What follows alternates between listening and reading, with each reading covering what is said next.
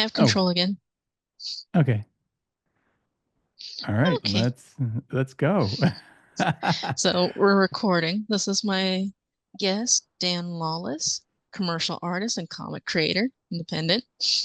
So, what independent projects are you working on? I heard in like one of your interviews that you had a a project you were working on that you had written up and did Yeah, some yeah. layouts I for. mean, ever since this whole Comicsgate thing became or independent crowdfunding became a thing, I've been excited by that, and I do have a story. I don't know if I'm even gonna go with it or not. I'm working on it.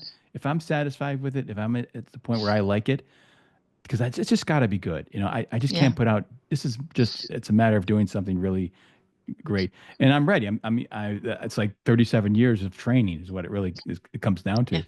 So I'm kind of excited about that. And unlike athletics, you're as an artist, you're in your prime as you get older. Not really, it doesn't.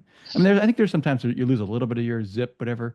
But I don't feel that way really, It except in also the morning. depends. Except in the mornings, little some Oh, of the zip is gone. Like, yeah. It also depends on physical injuries too, right? Like if you get shoulder injuries or back Oh yeah. injuries too. Oh yeah. I have to like even sitting for sometimes I do these live streams Mhm. and I have to get up and walk around. Like I have to my back will tighten up on me terribly if I put too many hours in the drawing table. So I have to always get up and move. Mhm. Otherwise, so bad that I can't draw. Like if I try to lift my arm, it would be Yeah. too painful.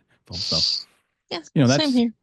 about the the issues that could go. But yeah. Sometimes when I ink, I get numbness in the fingers, so that's not Yeah. good. Yeah. So you gotta, always keep on moving. Move it or lose Hmm. it, as they say. Hmm.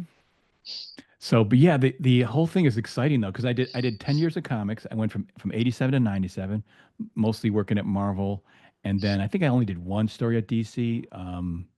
It was Legion, 93 or something like that. But then I went to Dark Horse, which was my favorite bit was Dark Horse. Like I worked on Barb Boyer and Agents of Law with Keith Giffen, and they were just the attitude is a little different there or something. They seem like they gave me the inkers that I wanted. They really worked with me, and Marvel just is, I mean, it's a big machine. They don't mean anything by it. It's just, let's just get this stuff done and get it out. And Dark Horse seemed like there was a little more uh, hands-on, a personal approach, and so I really was satisfied with the art. Yeah. I was that was when my art finally came together. It took me a long Hmm. time to get that point. But then the other thing I thought was kind of cool was the Star Lord that I illustrated with Timothy Zahn, the Star Wars writer Timothy Zahn.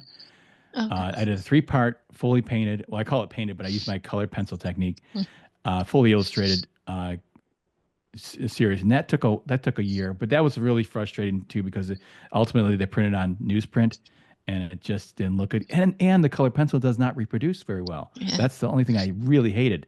Except if you take a double size reduction, like I did a bunch of these, trading cards, Marvel Fleer cards, like actually, if you wanted to see good sources, is my Instagram. If you look at my Instagram, Yeah.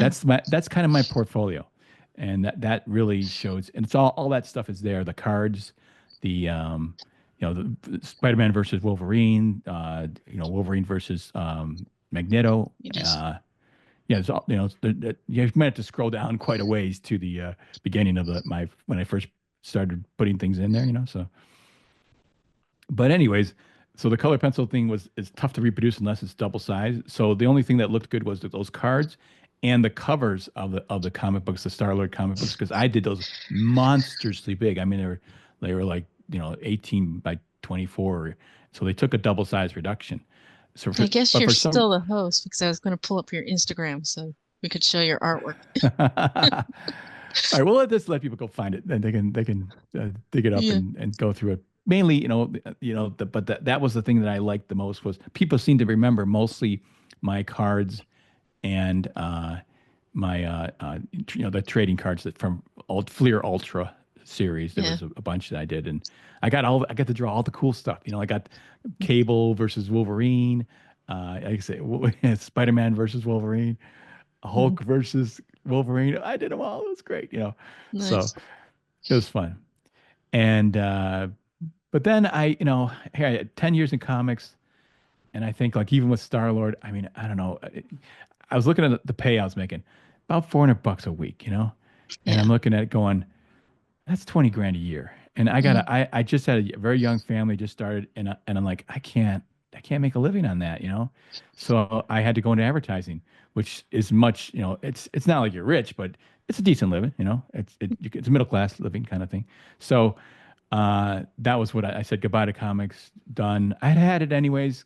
Like I mentioned to you, the Yeah. the just being a normal Christian, sort of conservative, politically speaking, and like, and in the arts, you're like the devil, like they hate you, like, just like, I don't feel weird or different, but man, it's tough to be an artist because it's so liberal, left wing, and Yeah.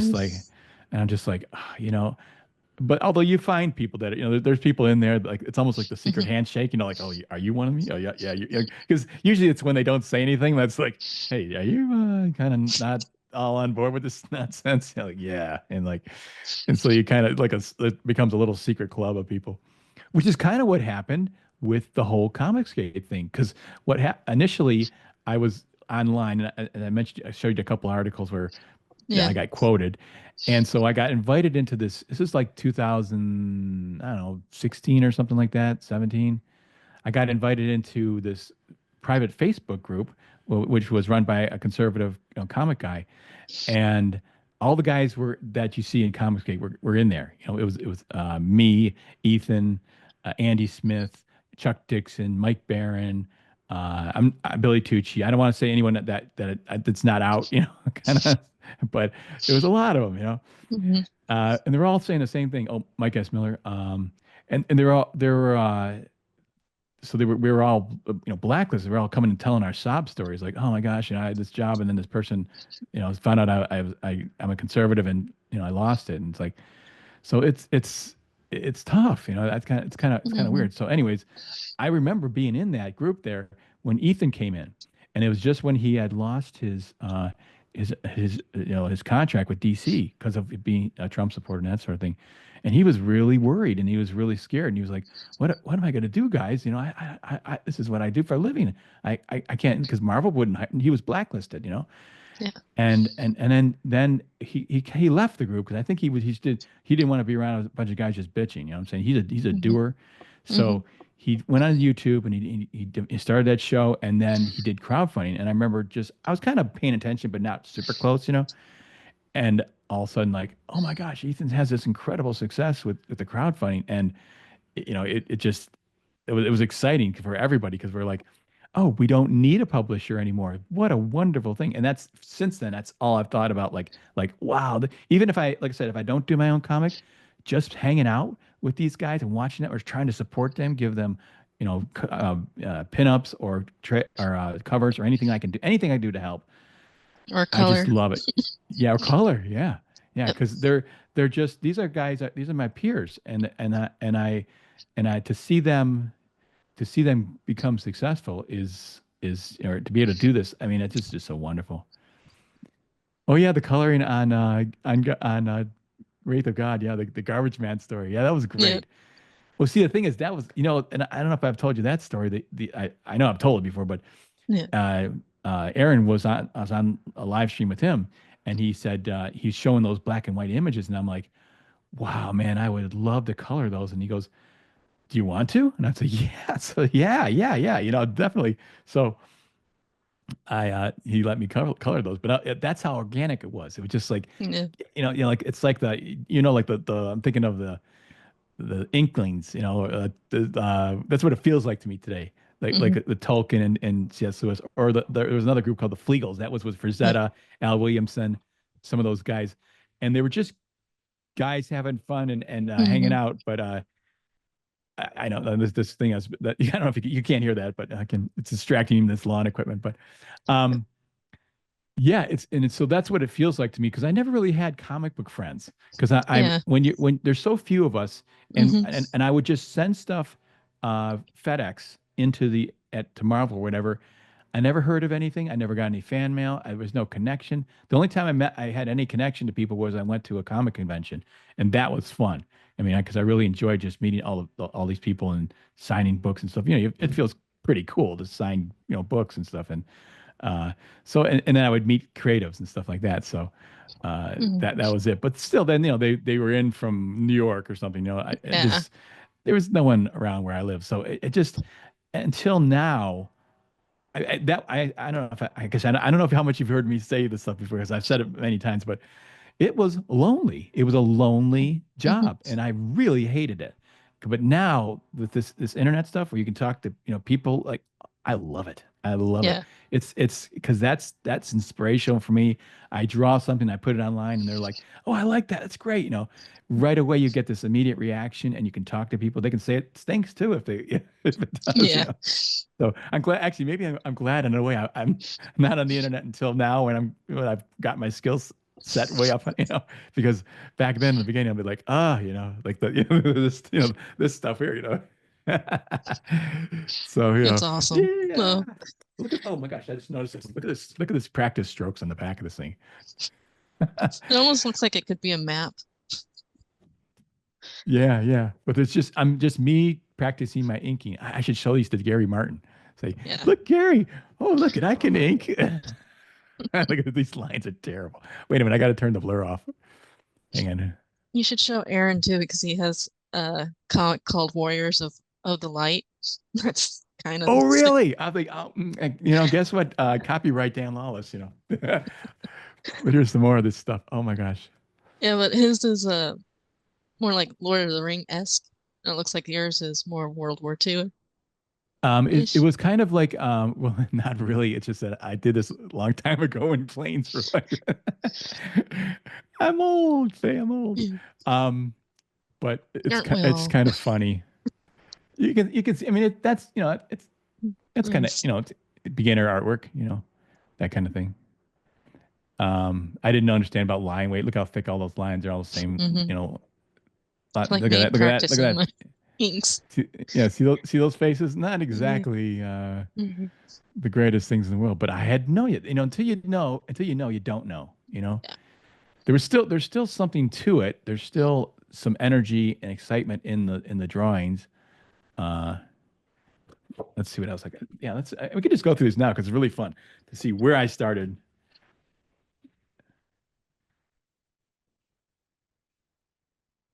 You know, it's not too bad. Whoops. Yeah. Let me see if I. It's kind of so there's drama in it. There's energy. There's so that it's not bad. It's just like I said, I didn't know anything about line weights or anything like that. But look at that guy, he's kind of It looks like a coming at fun you. story. I mean, Yeah. would you want to revamp it for? No. Well, actually, originally this guy's name was Ice. The hero was an Iceman, but then I realized, oh gosh, there is an Iceman already. Too bad. Mhm. So that's when I think it became Warriors of White. Mm, that Look, makes sense. these aren't bad. That's kind of cool. Yeah. And you were 19 when you were doing these? Yep, something like that. Yep. Mm. So how much training did you have? Were you reading books or were you taking classes or? Yeah, I went to art school. I went to it was at the time it was called Creative. Co- um, it was used to be called Center for Creative Studies in Detroit. Now it's College for Creative Studies. I think it is. It's a really popular school if for industrial design and stuff. It was one of the big. It was like a big art school, kind of like Art Center in California. A lot of the guys Okay. came out of that. So, um, but the truth of the matter is that really you're self-taught for the most Yeah. part. For anyway, let's see what else I got here. If there's anything exciting here. Yeah, these are not that bad. The story's So so have you hokey. lived in Michigan? Yeah, I'm in Michigan. I've been Michigan all my life and still am. Mm. Families here mostly. So, uh, But hey, this page is pretty good. Let's take a look at this one. There's some real, there's some real figure drawing here. Yeah. That's, certainly look, that's not easy to do a overhead shot, Yeah. So pretty good. Good hands, Hmm. actually. That's not bad. Not that bad. But there's just some things that I had to need to develop. Oh, this is a pretty good page here too, actually. This guy busting through that, that's kind of cool, Yeah. I think. Oh, that's a fun face. One guy with the beard. Yeah. Well, he's kind of an abominable snowman kind of. He's a Nice. he's but see, look at this, these two figures. These are really actually pretty well drawn. Nice. Not too shabby. So I had talent there. There was it just had to be refined. I had to really work at it, and and really, man, like that's the thing. When I was in art school, I didn't party. I didn't do any of that stuff. When Hmm. everyone went to lunch, I went to uh, I went to the library, and I get this thing. It's off here. Um, not sure what my that's better. And that's so that's what it takes. It took Yeah. I was like I was gonna be an artist. I was gonna work for Marvel. I was determined, or I was too stupid to not know I couldn't, or what I'm saying, that sort of thing. Hmm. And so I just worked and worked, and that's all I did was just Yeah. focused on it. And I kind of am still the sort of same way. Hmm. I really just I'm so dedicated to the craft. I like what I do, and Yeah. um, so that that's so I went to art school, and um, then I said 10 years in comics, and then when I had a family, I just like went into storyboards, and storyboards pays you pretty okay, so that's fine. Yeah. But now I'm back.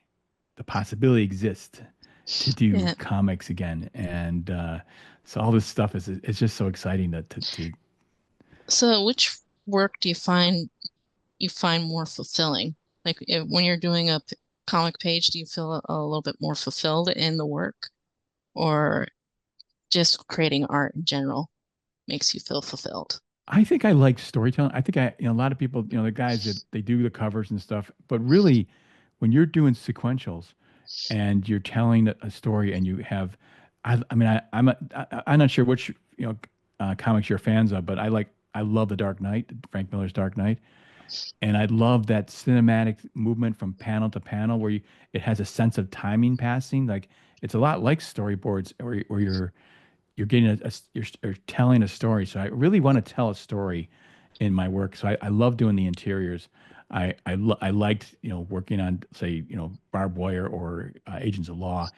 Especially with Keith Giffen on Agents of Law. He gave me breakdowns on, this is unusual because he's an artist writer. Hmm. You can do he's a great artist in and of himself. He's passed away now, but he would, so I got all these images. The work was almost done, so but it was great because you just, when you get in tune with another artist and you're just creating something, it's really quite satisfying when you're done with it, Yeah. because if it's really flowing. Some of the comics today, I'm very frustrated because they don't even know some of the basics, like the 180-degree rule and things like that. Yeah. And that's so Yeah. important, to clear storytelling. I'm all about clear storytelling, and Hmm. and making that thing just easy as pie to read. The flow, it should just flow. A good story to me should just grab you right from the beginning, Yeah. first panel page, and it should just roll through without any effort. And so if you don't want to remind your reader ever that you're reading a comic book, and Yeah. that's why I'm not a big fan of the hands coming out of the panels and stuff like that necessarily. Even though it's kind of a cool effect, I feel like I want to keep people thinking. I want to keep that sequential rhythm and sense of time passing as you read stuff, because you think about when you think about a guy like just walking down the street, you got you have this a start, and kind of a middle and the end, and you want to kind of encompass that action. But if you know you don't need too many panels, you don't want to do a film. It just but too few, and you kind of lost what's going on there. So Hmm. Yeah, it's finding the right balance yeah, yeah, of both pacing and the content within. Because when yeah. I was first doing some of my comic pages, I would put too much detail in it and things would get lost. So Hmm. working on like readability and composition is one of the things Yeah. I'm working on.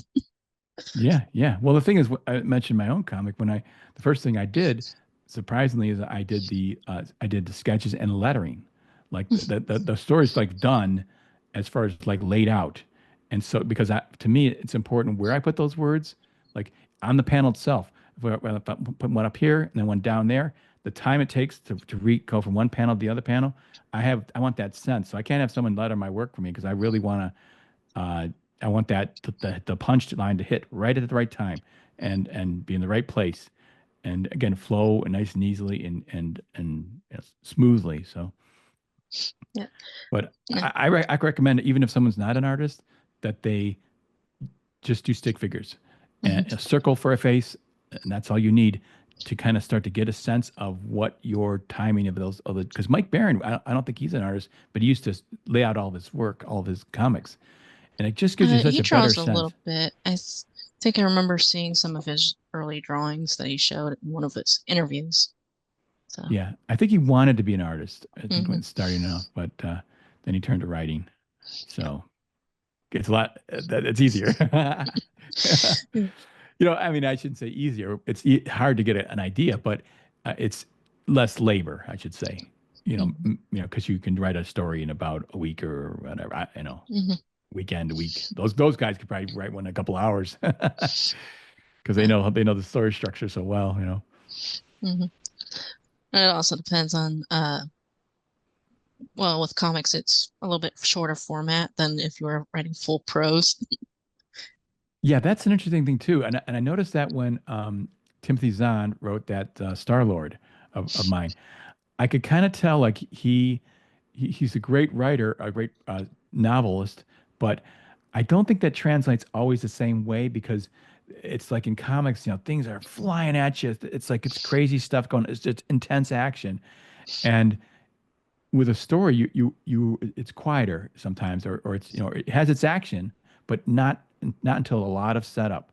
So I felt like with his story, it was great. It was really well done story. It just missed a little bit of that comic book flavor that I Hmm. sort of liked and was used to. You look at something like Jack Kirby or everything. Every page is like stuff's going on and stuff's action, and they're just going places and doing stuff because that was kind of what kids liked. They don't want a big, you know, soliloquy of a diatribe of some kind, where Yeah.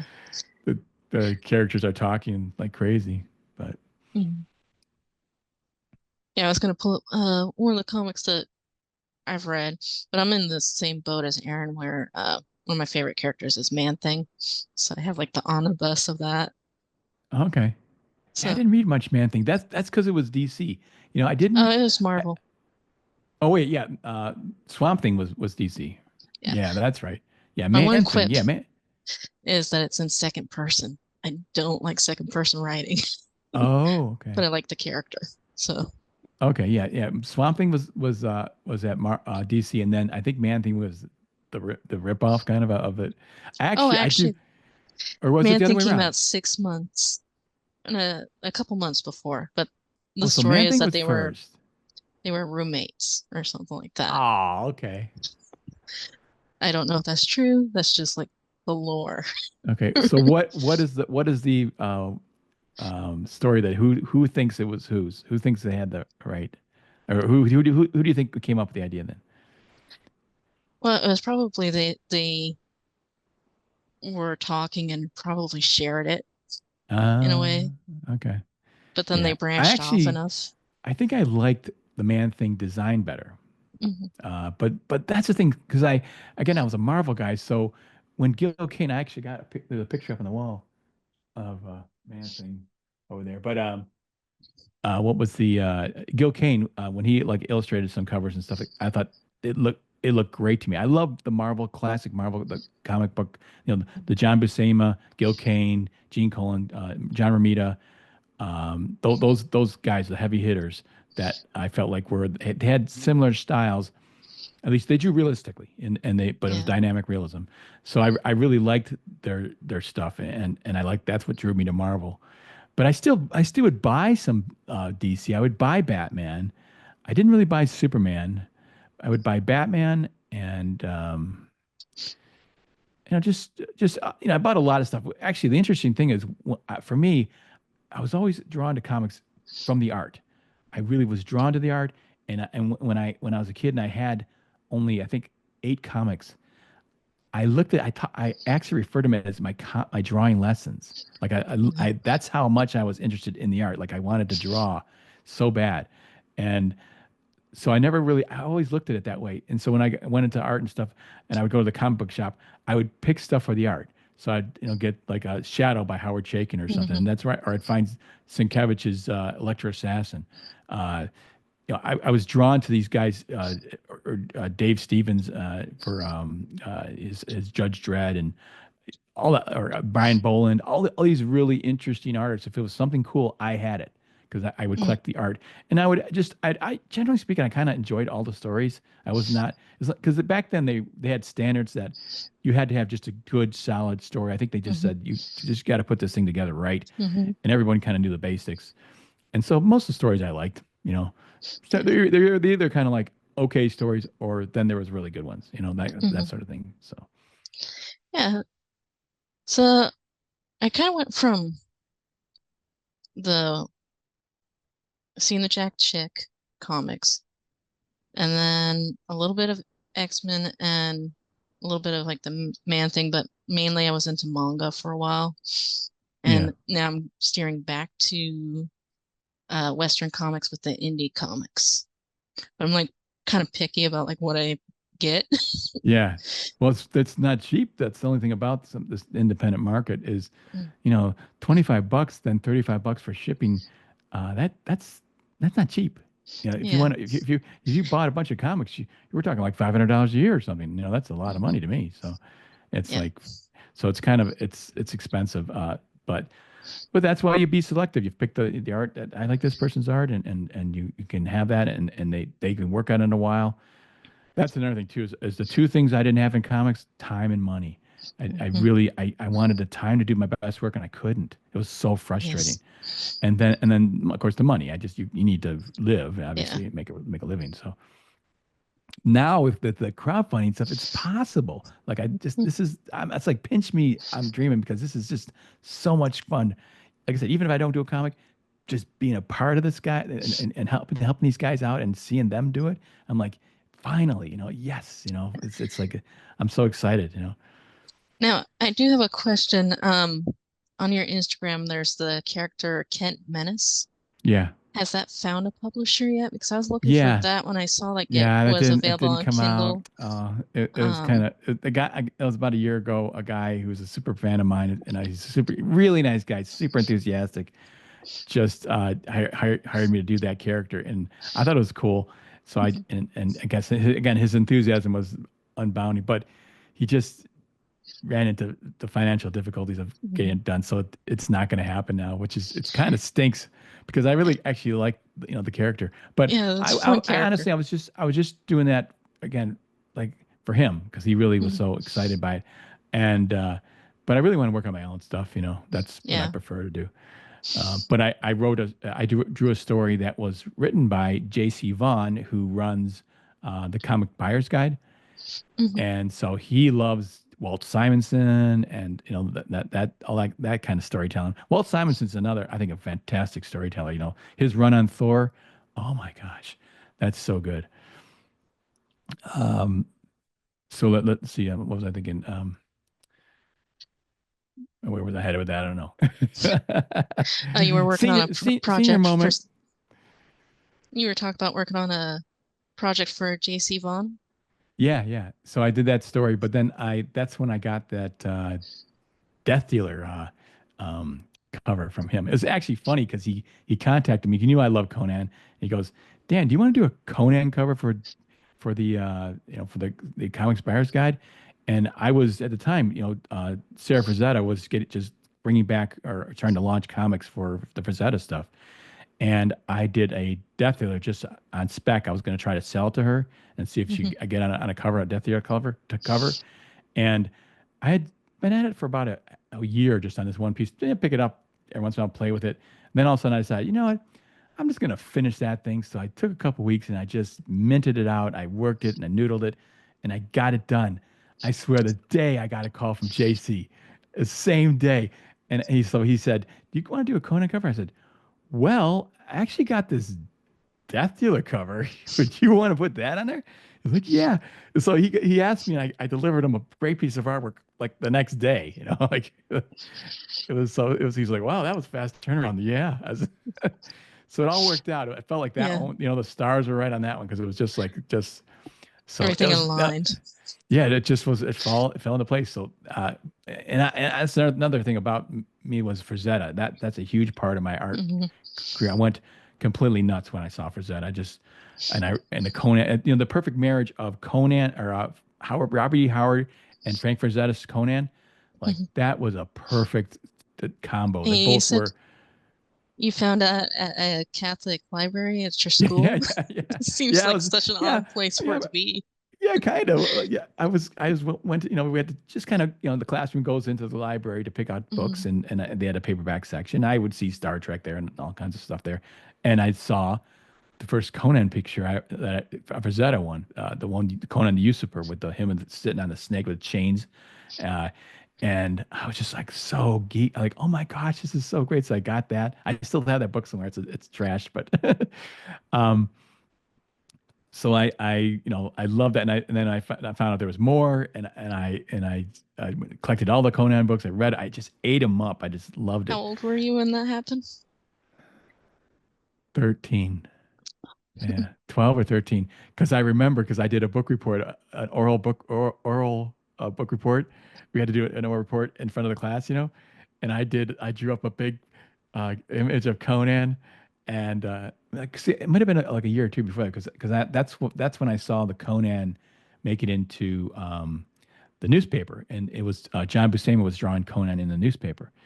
And so because I remember that's the picture that I duplicate. I made again a big poster of it, Conan, and it's so funny because I remember like when I first read the books, I pronounced it Conan to myself Hmm. because I was thinking like that's what I thought the sound of it was. And and I said to my dad, "Yeah, how do you say this word?" Because someone said it was Conan. And he goes, "It's Conan." I'm like, "Oh no!" So I had read all these books thinking it's Conan. So when I went up and I did this oral report, I kept slipping to Conan to Conan, like throughout the whole thing. So it's so funny because I'm a nervous wreck in front of a crowd. Like Yeah. I can't do it. I'm absolutely petrified, which is an interesting thing because it was only a couple of years ago that I was talking to a friend of mine, and I said I'd love to go on these shows, but I can never do it because Hmm. I can't. I'm too nervous. I just can't. I can't be myself. And what happened was I got on like I think a an interview with I think it was Mike Barron was doing a show, and I just had my avatar, so it's just my face. And even Hmm. though I was nervous, I worked through that, and I listened to it afterwards. Said, hey, it doesn't sound that bad, even though I was really nervous. I can't really tell. And then I did this.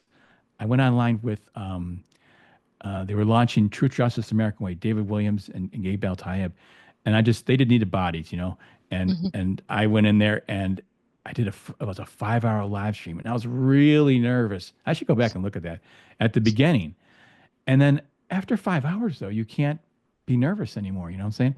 And I sort of Hmm. crushed that threshold, and I still get nervous when I go on Ethan's show. I have to admit, because there's like Hmm. 2,000 people sometimes watching. But I just gave myself permission to be stupid. Like I know I'm going to say something stupid. I know I'm going to Yeah. you know, look like an idiot at some point. I just accepted that. And then once I accepted that, I was fine after that. What's You know the what I'm saying? verse? Better to look the fool than to open the mouth and prove yourself to be the fool. Exactly. No doubt now. Yeah. So, and I don't care. It's actually good for Yeah. you as an artist to humble Hmm. yourself. You should Hmm. not have a big ego. You otherwise you'll stop growing. So Yeah. you want it, when people see me stumble and bumble and flub my words and I'm trying to speak and stuff, that's actually good because it's good for people for people to see that you're human, Hmm. and I think that's a nice thing. And again, it's all about this connection with people Hmm. that I didn't have when I was a young person, and I really really enjoy it, and it's great fun. I think some artists do that with their artwork too. They hide behind claiming to be a perfectionist, and so they make an excuse of why they don't like just draw, except if there's mistakes, you know? I'm not sure I follow you. What? Well, I've heard some people will claim to be perfectionists, and so they're scared to put a line down on the paper. So I think, It happens to me even now yeah, after 37 years. Yes. yeah. So sometimes you just gotta accept it and know that sometimes it's not gonna be pretty, but you gotta Oh do the yeah, work. yeah, perfectly said. I get that now. Yeah, yeah, yeah, absolutely. Yeah, it's sometimes it's just like that journey of a thousand steps. Was it of a thousand or how many miles starts with the first Journey of step, Yeah, something journey like of a that. thousand miles starts with the first step. With the first step, exactly. You just gotta just do it. You just go ahead and hit it, and like when I did that Star Lord, that three-part Star Lord thing, I'm painting it without reference, and I'm illustrating it, and I say to people, you want to find out how good of an artist or how bad of an artist you are, try painting from your imagination, and you'll see where all your flaws are, and then you can go back and work on those weak areas.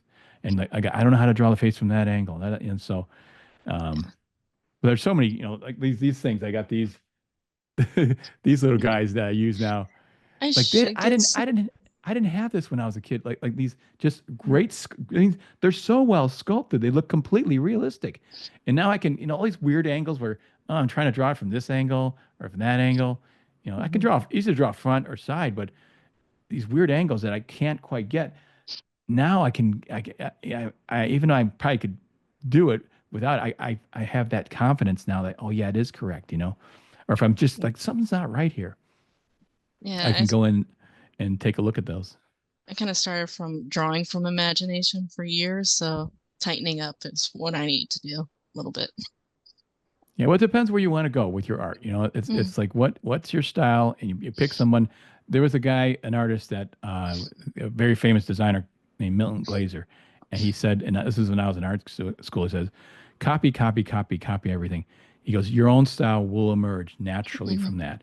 So what you're really doing is it's apprentice and master. You're studying some master until you master that craft, and then because when you look at someone like um, uh, uh, Bill Sienkiewicz. He started with copying Neil Adams, and then eventually his own style just it blossomed out of that. But he had those roots with Neil Adams, but he got good. He got good to the point where he was could draw like Neil Adams, mm, or Travis Stray was copying Jim Lee, and look what happened with him. How he just blossomed into that unbelievably powerful artist. And I'm trying to think of Mobius copied both Hergé, the Tintin stuff, and Winsor McKay, which was he was the Little Nemo artist, mhm, and both of those things came in on him. You could see those influences, but then he changed, and then Mobius became something completely crazy. But it's always that same, uh,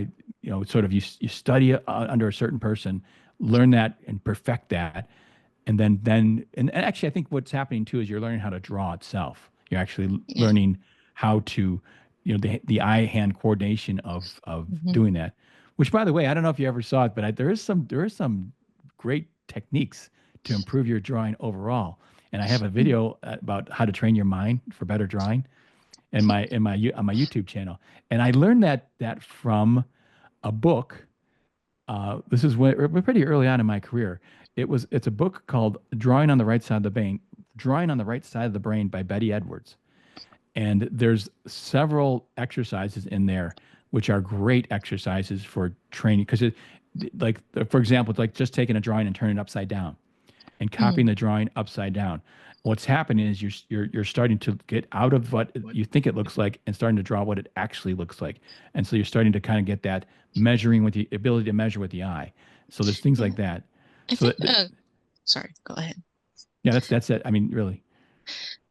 Uh, a couple of my art classes when I was in high school did that, where they had you take the picture and draw it from upside down, and then there was the one of just doing the continuous line. I think it was, Contour drawing.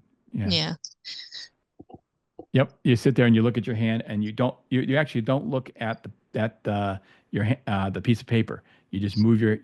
your along where so you start building some sort of sense of movement or sense of well, it's really almost, I think they're concentration exercises is what they are. Yeah. You're starting to learn how to really concentrate and think about what you're doing.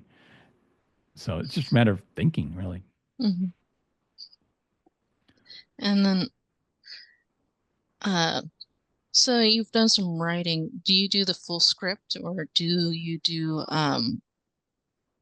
the plot style like the Marvel way? I do the full script. As a matter of fact, like I said, when I the comic book that I have written, Oh yeah. it's all the letters are all put out completely. So it's not even just it's not it's more than even full script. It's layouts in full script. So it's Hmm. really that's where to me all the storytelling in that. And then you're doing sword and sorcery, so are you Yeah, gonna I'm have doing a some cool co- creatures in there too? oh yeah, cool creatures and Conan and all this stuff. The funny thing is I'm known to be able to draw beautiful women and stuff like that. So Mhm. I looked at the story. There's no women in it, none. That's okay. And I was kind of laughing. I'm laughing. I'm going, I gotta put some women in it. No, the thing had no women and it worked fine. Yeah. Well, so it's kind of like it's war, it's betrayal, Mm-hmm. it's all kinds of drama and creatures and monsters and it's there's just like it just didn't come up. Hmm. There's spirituality. I am putting some of my Christian uh, beliefs into this thing. So there's it's got aspects of the faith and stuff, and so Hmm. it's really in that it's dramatic in that way. It's a guy who really goes through a real journey. I mean, he goes through hell of Yeah. difficulties, and so I'm so engrossed in that I that's where the story went. There's Sounds the only thing interesting. the only thing about it is it's battles and it's just tons of I'm drawing so many people and just Yeah. war and stuff and that just takes a lot of time, Hmm. but it's got to be something satisfying. It's got to be something that has a little bit of meaning to it. Hmm. I want a story about have a redemption arc. I want a character Yeah. who learns something about themselves Hmm. and about good and evil, and so that's what if I'm going to do a story, it's got to have something to it. Yeah. And Same here. Like the one I'm working on, I have a dark fantasy that is kind of a coming of age journey and learning about temperance. So, like, I have creatures that are based on negative human emotions. So, okay, yeah. yeah, that So, reminds me of what was that one from Pixar film? They oh, had yeah. uh, they had these people with Let's different just, emotions, but yeah. one thing I was annoyed with that movie is they Hmm. had this world for sports or whatever. They had a personality, friends, and all this stuff. They didn't have faith. They didn't have Yeah. faith. They didn't have an island of faith because I thought Hmm. this girl's is so messed up, and she's going through difficulties. A little bit of faith in something might have helped her Hmm. get through some of this too. So But it it's was modern unfortunate. Pixar. Yeah, So, they can't put religion in it now. It's just like mhm. it's just and that's sad because that a young person could actually benefit from that, I Mhm. think.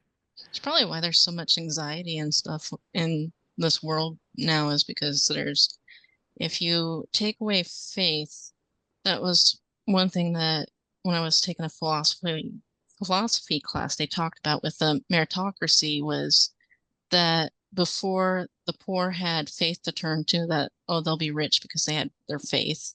But in meritocracy, they took that away. And if you're poor, you're considered like the worst in society. And then it becomes about having like material value. So it's a more secular way of looking at things. Yeah, So yeah, yeah. That's yeah. Faith is the ultimate equalizer. I mean, yeah. an interesting thing too is just like because there's a lot of people try to say it's misogynistic. It's not. Mm.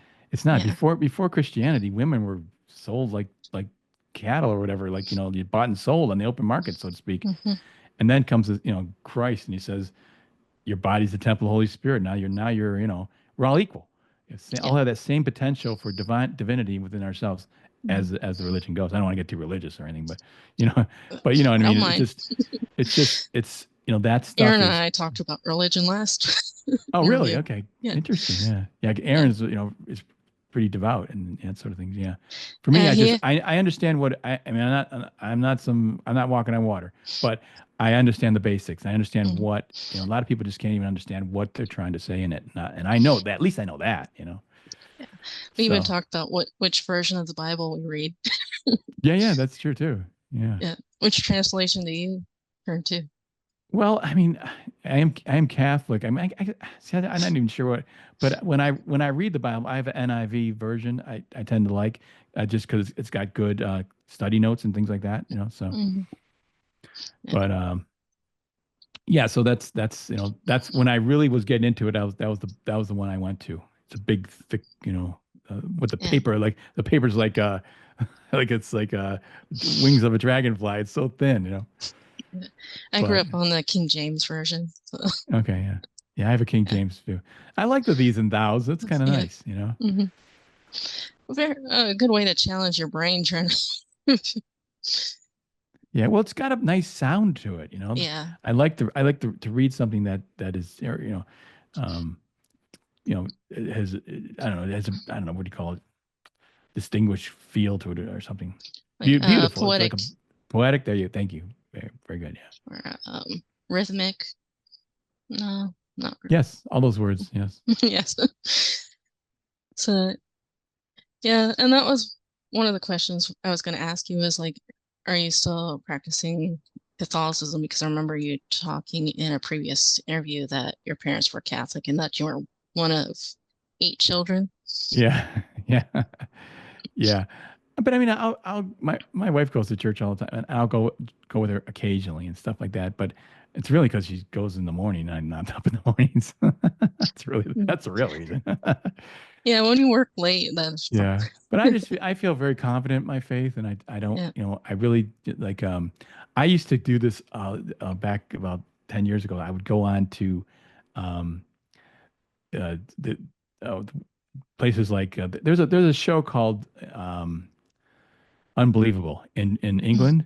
It's a radio okay. show, and they would do apologetics and stuff like that. So I really got into the guys, the apologetics, the um, William Lane Craig, and I like the arguments for God, like that sort of stuff. Keith Ward is one of the guys I really really like. But there's a bunch of John Lennox, and they because I'm searching, I'm always searching, looking for the answers and trying to sort of. Yeah. But anyways, I would go on to these sites, and the funny thing, it was all atheists, and I was surprised how devout these guys were. They're there every day, every week. They would just I was like, so just kind of, that's more than a religious persons were there. Yeah. They were just and it was kind of what happens when you argue with an atheist. Uh, you find out what you don't know. Hmm. And I thought that was interesting because like you find your weak spots and you go, well, I got to find out that then I got to learn, I got to kind of have an answer for that. So Hmm. they challenge you, and if there's something, a weakness in your argument, they'll find it. Hmm. And then you have to come up with a reasonable, counter argument, whatever. And so you're forced to learn a lot and explore a lot. But don't, I stopped kind of doing that because I just felt like I was getting good at religion and Debating. arguing religion, but I wasn't practicing it so much. I'm saying you know how that thing that you can have the letter of the law, but not the spirit of the law. Yeah. Sometimes I feel like I have the letter of the law, like I can debate someone religiously, Hmm. but I really should be just doing something nice for somebody. You know what I mean? Really, do you know what I mean? Like that's I think what I was missing. I was getting too lost into it, and so Hmm. I'm fighting, and I was using it the wrong way, the religion. Yeah. So so And that's then, but I like having all that information. I like having all that to to say to somebody. Like if I have it, if I need it, I'm saying to make an argument to somebody. But uh, I'm more focused on now just trying to get to the heart of what I want to mm, say, and the heart of the scriptures and things like that. So Yeah, and that makes sense. Now, when you on a process level, when you work, do you like to listen to music or silence or sports or do I you switch I it up? when I did my like I mentioned, I do the storyboards and stuff. I'm up Hmm. in the middle of the night usually because things are due the next day. So my hours are Yeah. really weird. I'm on the California time, like because I've gotten assignments like 10 o'clock at night Hmm. to be done the next day, and I'll get out, like last night I was up till 4:30, you know, Hmm. and so but that's just sort of the nature of what I do. It's always last minute, and they got to get it done by tomorrow. So if I'm not on that schedule, I just burn out. So I sleep kind of sleep most of the day or half the day or whatever, and I you know I feel fine. You know, I don't wear down or anything like that. Um, so where was I going at that now? Oh, we were talking about what you listen to when Oh, you what I listen work. to? Yes, sorry. So in the middle of the night, especially or something like that, I needed something. You know, again, it's very lonely and quiet. I would listen to talk radio, and that's how my dad was conservative for sure, but Hmm. talk radio was I don't know what it is about it as opposed to music. Because music to me is almost like I get emotional. I feel emotional. And Hmm. but talk radio is like I'm talking, like the talking and the thinking seems to stimulate my drawing. So I could Yeah. work there and it just kept me, I was interested. Like, oh, they're coming at the next break, they're going to talk about what happened in the news today. And so I'm listening and I'm just working and it kept my attention. And so I would listen to, mainly Rush Limbaugh or, there was Sean Hannity, what he started in the radio and there was a whole bunch of them. Michael Medved, Dennis Prager, Hmm. the whole. I remember this one show. It was called the Midnight Trucking Hour or something. And these two guys, very conservative guys, but they were the only ones like live in the middle of the night. So Hmm. I had my AM radio. This is my this is before internet, Yeah. and I'm getting these stations from wherever, and it was really fascinating. So, and that's also how I started to get more into my religion because I would pick up radio broadcasts of preachers or something like that. So, Yeah. I um, found a Christian radio station for a while in my car, but then it was like repeating the same methods, the same passages, and sometimes I would get wires crossed, so you'd hear like two different sermons at the same time. that's kind of peculiar. Yeah. Yeah. Anyways, yeah. So that's what definitely what I listen to. I like music though. Sometimes I like when I'm drawing something. You can listen to a piece of music and you can kind of almost draw the sound, Mhm. like it has a good piece of art has a kind of a sound to it. I feel like Mhm. it makes something, it makes a kind of a, there's a spirit. It's like when I draw something and I get it right, I'll say it's got a soul.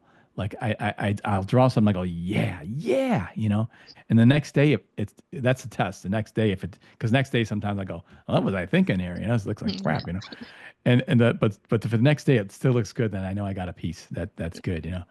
But yeah, I get more and more of those because in the beginning it's like you do a bunch of stinkers, and then you get Mhm. one that's not a stinker, and then you get a little less than, and then that's, and now I still do every once in a while something that bombs, but it's less and less. Or if it bombs, it's not a real big bomb. Mhm. Yeah, like the last one with the Judge Dredd. I thought I was in the middle of drawing that. I was like, oh, I don't know if this is working. This is just. And then I finished it and I got, you know what? This is pretty good. And then I put it online, and it really looked dynamic. And I'm like, this is actually really pretty good. So Yeah, it you was. did a good job on that one. Yeah, I was surprised, and I thought, oh no, but it was all my training, all the knowledge that I had, that having drawn, a million shots of someone pointing their the weapon at the screen and that kind of thing, and um, then I was able to fall back on, and it was so it worked out just fine. But I was in the middle of it, going, oh boy. Sometimes And I'm surprised that they turn out as well as they do on those things. But again, it's all the training and all the study that I spent years doing. that makes sense. So you're under And pressure like that. But yeah. And then with October around the corner, I saw like on your Instagram you mentioned that you'd make like little invitations for your Halloween yeah, yeah, or yeah, yeah. for Well, one of your my kids, community. one of my kids has an October birthday, so I would, uh, you know, kind of have birthday party Halloween. It was right at the time that everyone dressed up. So I kind of like did invitations for that, Hmm. and then and I kind of. But actually, I remember I always liked Halloween when my mom was an artist. My dad was a Hmm. salesman, and my mom was an artist, and it was really interesting because I am in the exact combination of those two. You got to Hmm. sell your idea. My mom, she was a very good. She could draw really well, but she had 8 kids. She kind of had to give up the career. She didn't really have a career, but of any kind. But my dad was a salesman, and my dad, oh my gosh, he could charm anybody. He was friendly. He liked people, Hmm. and he genuinely did. And I think that's why he was a good salesman. And I picked up some of that. So I have, I like what, he was always happy. He's always, that Yeah. kind of thing. And so but to be in sales, you gotta be a people person to a certain extent. Hmm. So I got my mom's kind of, I got that art side, that introvert, kind of, Yeah. you know, uh, kind of quiet. Well, she's not always quiet, but the crazy side, I would say, the kind of, well, I shouldn't say either. the, I don't know, artist. I'm looking for a word for an artist. Crazy almost fits it sometimes, but A it's hermit side. well, I mean, it's just the way the mind thinks. Because this Yeah. is what's incredibly fascinating in meeting a lot of these guys online, and like like I'm like, oh my gosh, they think the same way I think. Their brains work the same way I think. Mhm. Like I'll be talking to my wife, and I'll say something. She's like, "How did you think of that?" I said, "Well, I thought of this, and then it was about that, and then this, and I went to this one." And I went all over the map to get to where this funny thing I The said. And she train of goes, thought. "How did you think that?" It's like you're bouncing off the Um, walls. So what's the word for that? Crazy? Spontaneous? I don't know. I think it's is spontaneous or Yeah. uh, I know like designers use like the idea web, so they'll do like but that's more like a controlled version of it. They'll do like Yeah. mental maps. My first degree was in design. Okay. Because So, it was interesting because I always thought, because I was, before I went into art, I thought I was all set. I was going to go into become an engineer like my oldest brother. I was going to go into electrical engineering like him. I was kind of signed up. And then my other brother went to the CCS school, and he saw the stuff on the walls, and he already had been a couple of years into engineering. He's like, he hated it. So he went to the CCS, and he saw the cars and stuff, all these designers and stuff, and he was like, "That's what I'm going to do." So, excuse mm, me, and he went into it. I thought, well, he can do it. Well, maybe I'll do that too. And so that's when I decided to do that instead. But what was I going to say? Oh yeah, so I always thought it was a mistake that I had become an artist, like because I'm very logical. Like I mhm, feel like I'm very like by the book. I'm even with my art drawings. I'm very calculated in the way I put something down. I think about like logic. I always like Spock. Or I like Doc Savage too. Like I admire these characters that were like super smart, intelligent, logical, because that was a way for me to deal with emotional issues. mhm, If I look at a problem, oh, I have an issues here, I would think logically, and then I kind of get out. I kind of was a way of me developing a stoicism that was allowed me to think through my issues or problems and stuff. So, anyways, I thought that it was an accident that I became an artist. So my wife brought home this aptitude test, and she took it, and I took it, and I thought, they're obviously gonna see I should have been an engineer. It came back creative. I was shocked, and hers came back organized. Like that's exactly. So I knew it was right because they nailed her thing down perfectly. Like it was like mhm. you're not creative, very organized, very logical. Yeah, and that's how it works. Like, she's my rock, so really, and you kind of when I'm I'm going all over the place, and Yeah. so anyways, the but I found that fascinating that creatives really think creatively. It's like this, and I think I remember answering the questions in such a way that I was like, maybe this one that way, and yeah, maybe that one that way, and it kind of, and I think that sort of I don't know, randomness maybe what Mhm, in almost maybe even indecision sometimes. mhm. It's a lot of weird stuff that goes into creating something. Uh, it's like you're just sort of a loose cannon, and then you came up with something new. But Yeah. yeah, Yeah. And then, well, here's one more on the business side. How's your like? You have a Redbubble shop, so how much yeah, does that? no. Do yeah, I kind of figure because like No, when because it's like it's not I mm, don't know what it is, but people don't want to go to another site. yeah. You know, they want to buy from you, I think it is. But Hmm. I hardly sell anything in that. So I kind of I don't honestly I don't know the Ethan magic, how he pushes product and moves things like that. Like he's just on there. Like I'll get on there and try to say, hey, buy this. They got this. These glass blocks here. They're really cool, and nobody buys them. But No, that I is a like it. cool Yeah, illustration, and I like the green version better than yeah. the red, but I'm more partial to green anyways. Yeah. Anyways, so it's a challenge to sell and stuff like that, Hmm. and there's a way, but it comes down to, I mean, I know a little bit about advertising, having been in advertising, and there's a lot about market saturation. Hmm. So how Ethan will sell things, you just have to be online a lot more, and people when they hear it again, again, and again, then they buy. So it's actually just a heck of a lot of work. It's a lot of legwork just because you think about Ethan almost screaming every day, and these people are getting on his case like you should be drawing. No, you gotta market. It's really Yeah. because also he's not just holding up his comics, but 10 other guys, and Hmm. so they're counting on him to have an interesting show, which means of course he gets some of the drama going, but the Hmm. but that's you got to make the show interesting, and you got to talk about subject pop, and And that sort of thing. whenever you have a group of people, you're always going to have a little bit of drama going around Yeah, yeah. anyways. And these creatives, like yeah, the creative guys, and some, oh man, they Egos. clash. Yeah, they clash. Another reason why being a little bit humble helps. Yeah, yeah. Or not like I'm always someone who's not reactionary. Like Hmm. and it's kind of like it sometimes I feel like I'm not good on these shows because I'm not quick.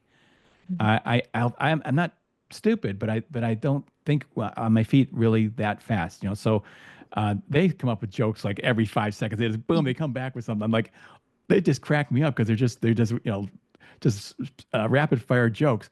I'll think of something every half an hour for 15 minutes. Like, that's funny.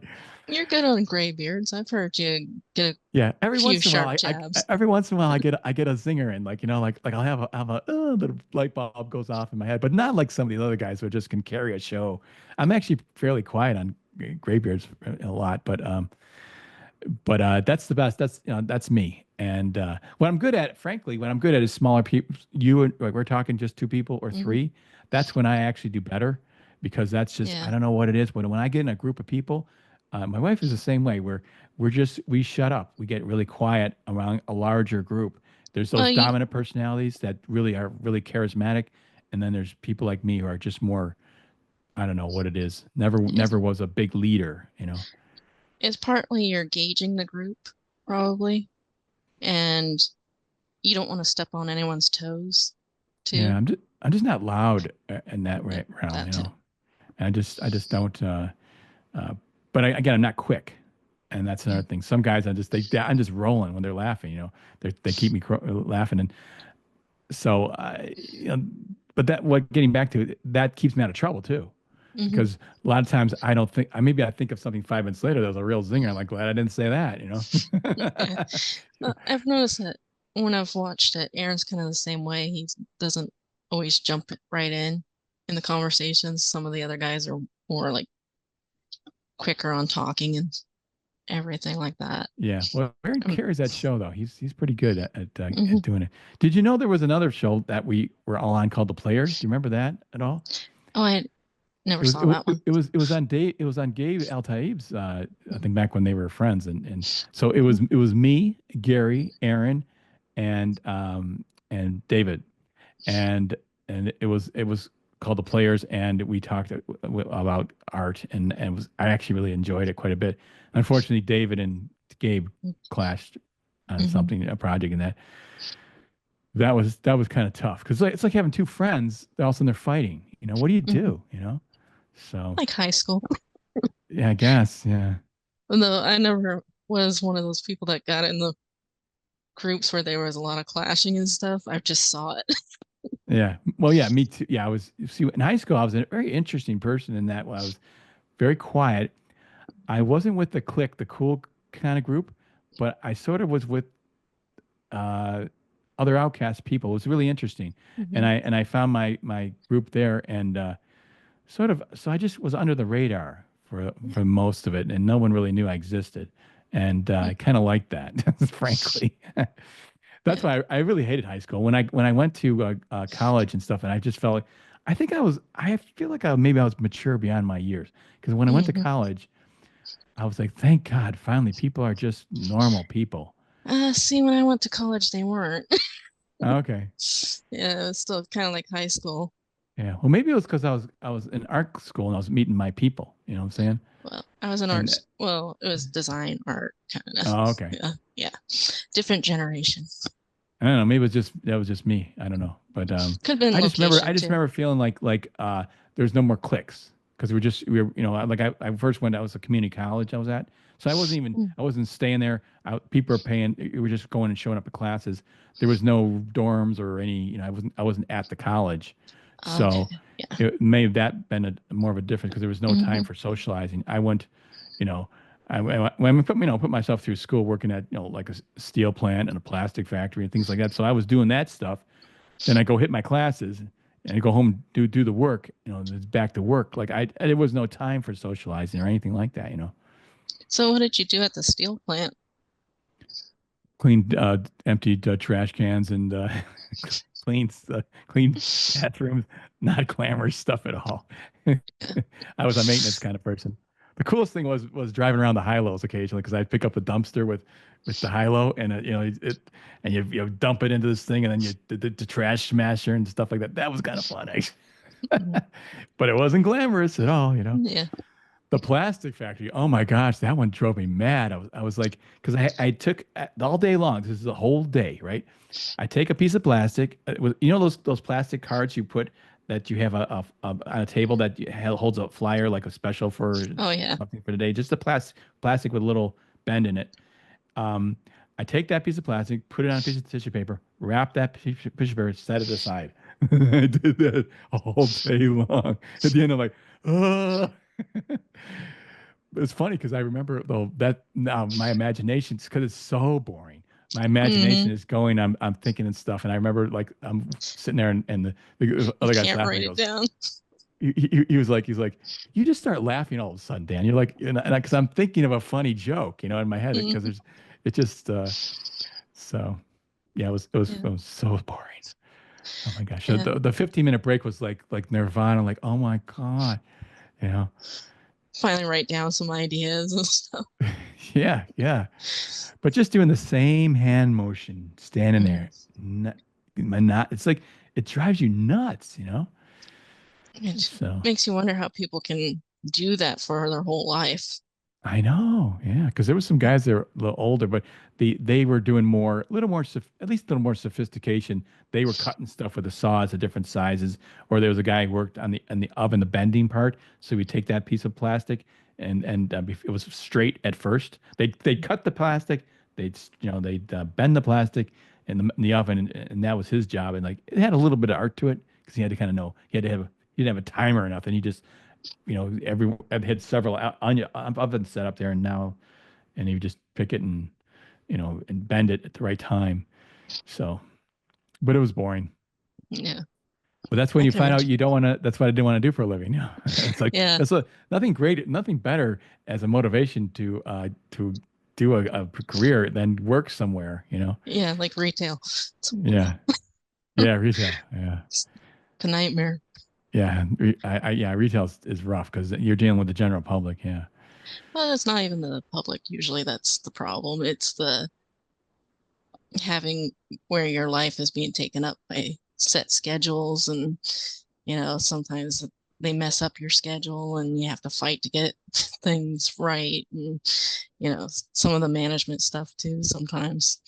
Yeah, yeah. yeah, Yeah, the bosses they want to squeeze everything out of you, yeah, to get the yeah, most out of you. yeah. Corporations.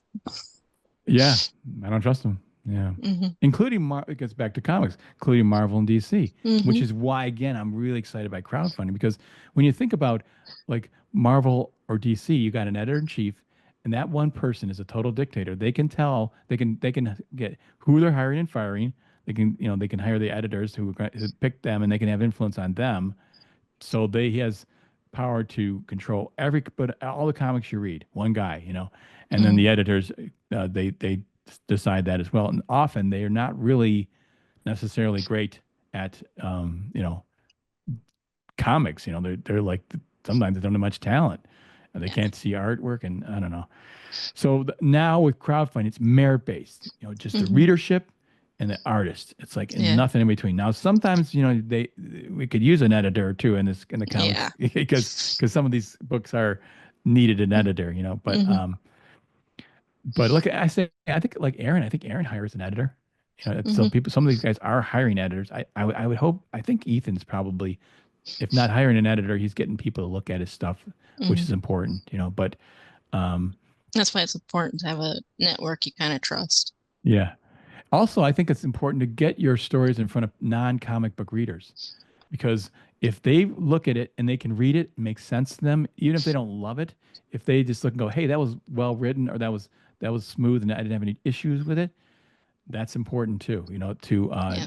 to kind of, if you can please a person who's not a comic book reader, you probably got an okay story. So, I just want to point out real quick. This was a commission I got from Aaron at SummerCon. oh, My really? main character. Yeah. Now what is SummerCon? Where is that at? That's in Puyallup, Washington. Okay. Yeah. So Now, where are you located? Are you in the Washington area? yeah. So it's local. Okay. Okay. So, So like for my 25th, my wife and I went to Seattle for what do you go?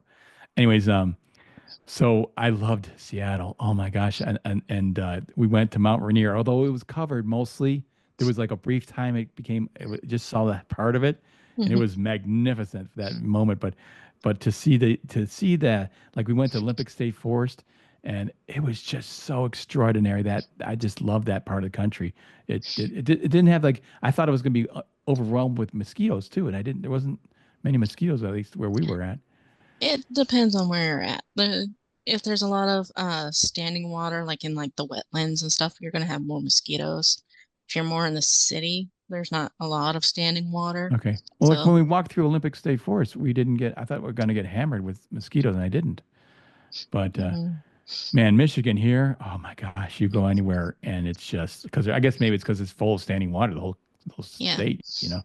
But yeah, you get eaten alive. Hmm. So the summers, Michigan's not exactly, when it comes to different parts of the country, it's not exactly paradise. It's Yeah. it's it's pretty damn hot in the summer and super cold in the winter, and Yeah. the fall and the spring are really nice.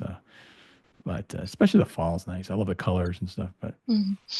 I like cooler weather. I don't like summer. yeah, I'm not a You, big summer guy either. I used to yeah. be, but then I don't know. Uh, I don't know if it seemed like I almost wonder if it was cooler when I was younger, or I didn't care or something. Summer used to be fun because no school. I think that's what it was really. That's Hmm. why summer was great to me back when I was a kid. But now you're working all year round. Oh yeah, you're working all year round. To Yeah. me, a good day is when I can open the windows up, which is not a Hmm. lot in Michigan because it's really humid and hot, Yeah. or it's freezing ass cold. So either one. So Yeah. Washington has like during the fall months, and this summer was a little bit more rainy, like during June and stuff. We had some summer mm, rains go through. So yeah, it's kind of a mix sometimes. yeah. Now I have a buddy who lives in Yakima, Mhm. and is that I think it's still Yeah, that's Eastern. uh, And yeah, then Gary but Martin he lives in Vancouver, oh, okay. Wait, Vancouver, Washington. that's not Canada? No, that's Okay, Washington. okay. Yeah. So, anyways, I was saying that I was surprised last year. My buddy James there said that he was it was so damn hot there. Like I thought you're up higher in the country and stuff. He wouldn't be getting that much heat. Apparently, it was like super. I said, "Don't melt, man." It's like it was really hot there. So I Yeah. guess it really depends on where you're at, Hmm. how close to the coast you are, and that sort of thing. But Hmm. yeah.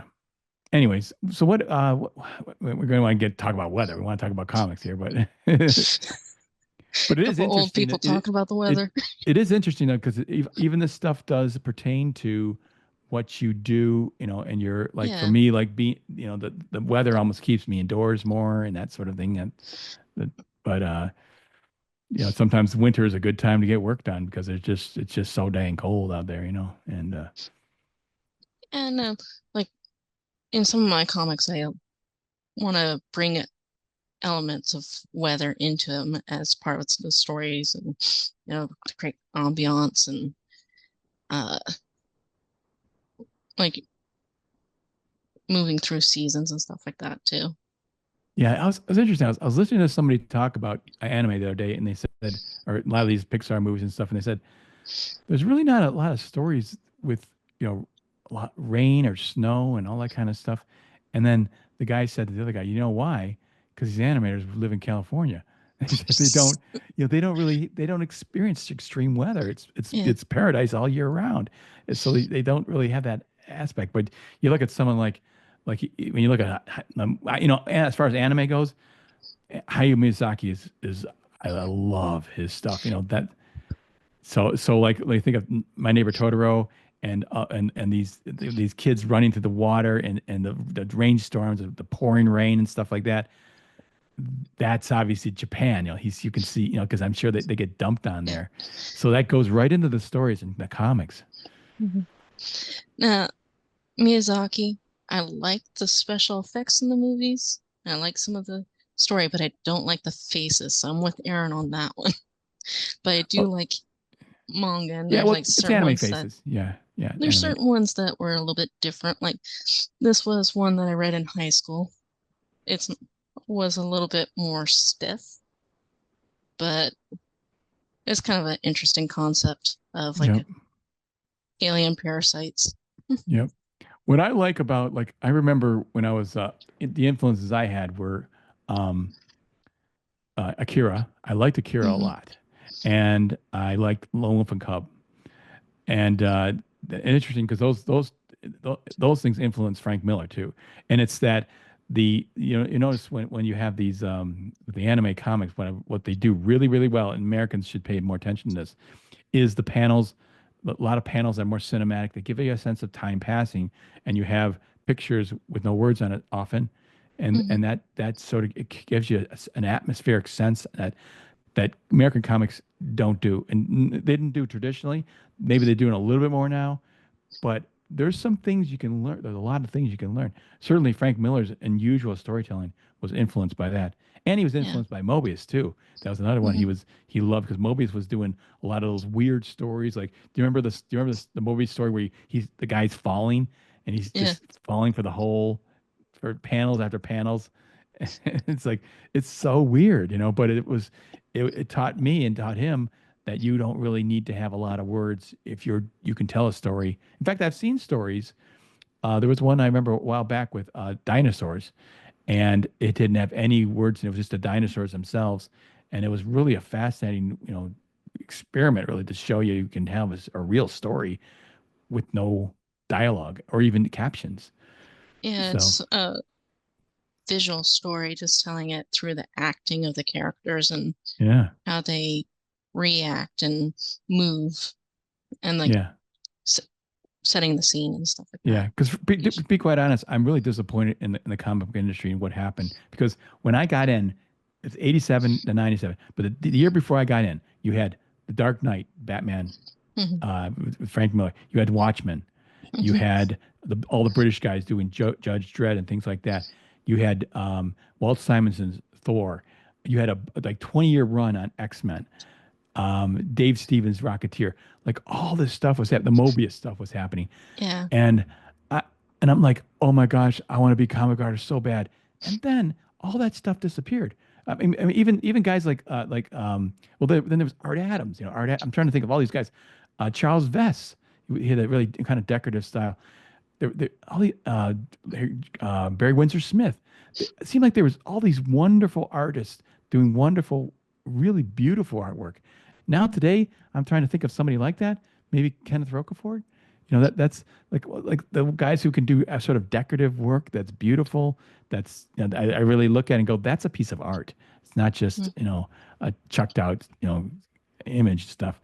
I mean, I would say Ethan's Cyberfrog is insanely detailed. That's interesting. So there's stuff that's there, but I think you know, I hate to kind of bash on Rob Liefeld because he did bring some real energy and fun to comics. Hmm. But what I think my disappointment was not that his style wasn't that it was popular, but that everybody started to draw like that, and they Yeah. forgot all this other art, sort of beautiful training, our Western tradition of art, and they forgot it. They forgot all that, and that Hmm. was disappointing. So I would like to see that come back. I would like to see beautiful drawing, beautiful artwork coming back. You know, I want to be able to look at a scene and say, wow, that's just gorgeous.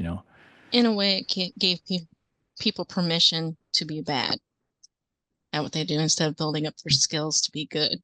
Yeah, yeah. Well, that's why one As, of the reasons he was so popular because almost any kid could kind of duplicate that. Yeah.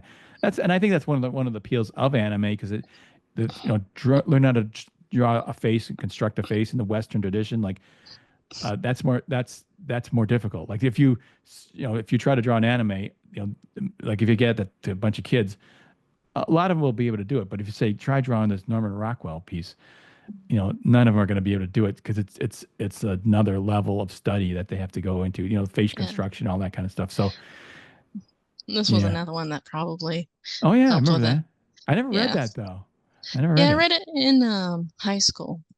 A librarian recommended it to me, and so like Oh, some did moments are good in the artwork, and then some moments are like, yeah. Well, it's not the yeah, art; it's the story, right? That's the thing. yeah. That's And I've seen like some indie artists, especially if they're doing like their life story, which kind of gets into where they try. I think it's kind of like a hedge to make things uncritiquable, is by doing stories from your life because people don't want to judge you for the life you lived. I had an incident at like my first college where we had to read Persepolis, and I was making a comment about like her parents taking her to these dangerous protests kind of is like bad parenting. And then people were jumping on my case for judging someone's for their life. And I'm like, well, it's a book they're presenting, so they're kind of opening the door. yeah, yeah, yeah. It definitely comics have influence. Yeah. I think the influence of the hero is a very good thing for Hmm. society. I really do believe that. Hmm. And I don't know if you heard me mention this before. That I say there's nothing that the problem with some of the stuff now they're trying to like create gay characters and things like that, and it's not. But the problem is with it is that boys won't read it. There's no way, because there's no for starters.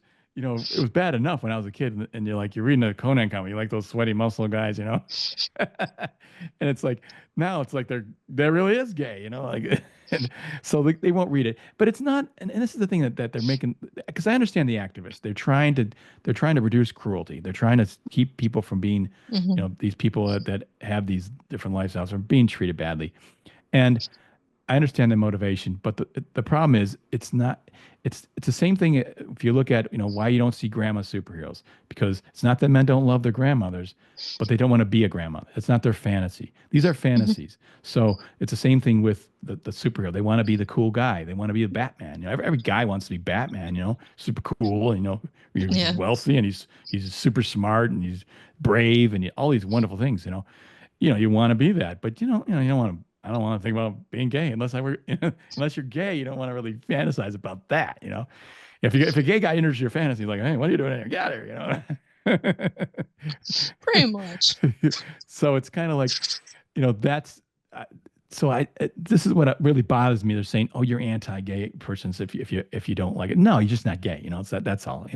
Yeah. it's it's perfectly fine to. These are healthy fantasies for young men to have because you want to be a hero, you want to be a good man, you Hmm. want to be the guy who is. We have a society full of superheroes. Yeah. That's what we need, and Hmm. to make a functioning situation. Otherwise, we're gonna get now we're getting political. We're gonna lose our freedoms and stuff if we don't have men Yeah. who are we are of character.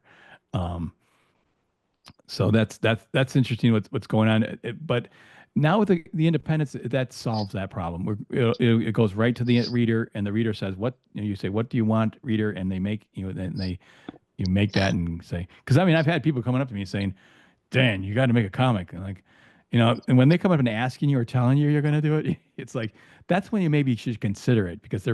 they're actually interested in what you want to do. Hmm. A lot of these like independent guys right now, they're getting kind of mad. Their books aren't getting backed and stuff. And it's like, does anybody actually ask for that book? That's what I think I want to ask them because I think it's a consumer movement. And by the way, I wrote an article about what is Comicsgate. And I made that point that it's a consumer movement. It's all about the readers, all about the fans. That's what it should be and always has been. And we need to even bring that back to more. So put the egos aside, put the all that stuff away, and think about telling great stories, doing great art, and that should really be the focus. And sometimes I think we kind of lose that or have lost that. And I want to get it back. So, Yeah. and that comes back to my tutorials and my stuff. I'm trying to teach people what I know and what I've learned from 37 Hmm. years. Can't believe Yeah. 37 years, but And you might have something to say after that long. yeah, a lot of work Yeah. there. It's Yeah. fun too because I there's things that I have learned that no one else, my own approaches. So I like even like just with the perspective and stuff like that. I did a Mhm. video on 1 and 2, 3 point perspective and trying to give people an understanding. And I'm getting good reviews from it.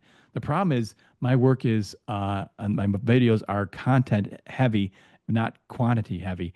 So there's not enough of them to get picked up by the algorithm, which is Yeah. kind of a bummer. So, Hmm. but the reviews I get from people, we're like, these, oh, this is really good. I really appreciate it. And that sort of thing. So I'm happy with the reviews, but I got to figure out how to get stuff to go a little more viral. Hmm. That's the trick. I kind of hate the way the algorithm is set up. It doesn't take um, to the long format, whatever. Yeah. So, Yeah. And so that's probably why live streams work a little bit better for some people, is because it's quicker and it's still long form though. yeah, yeah. I love the live streams now, though, much better.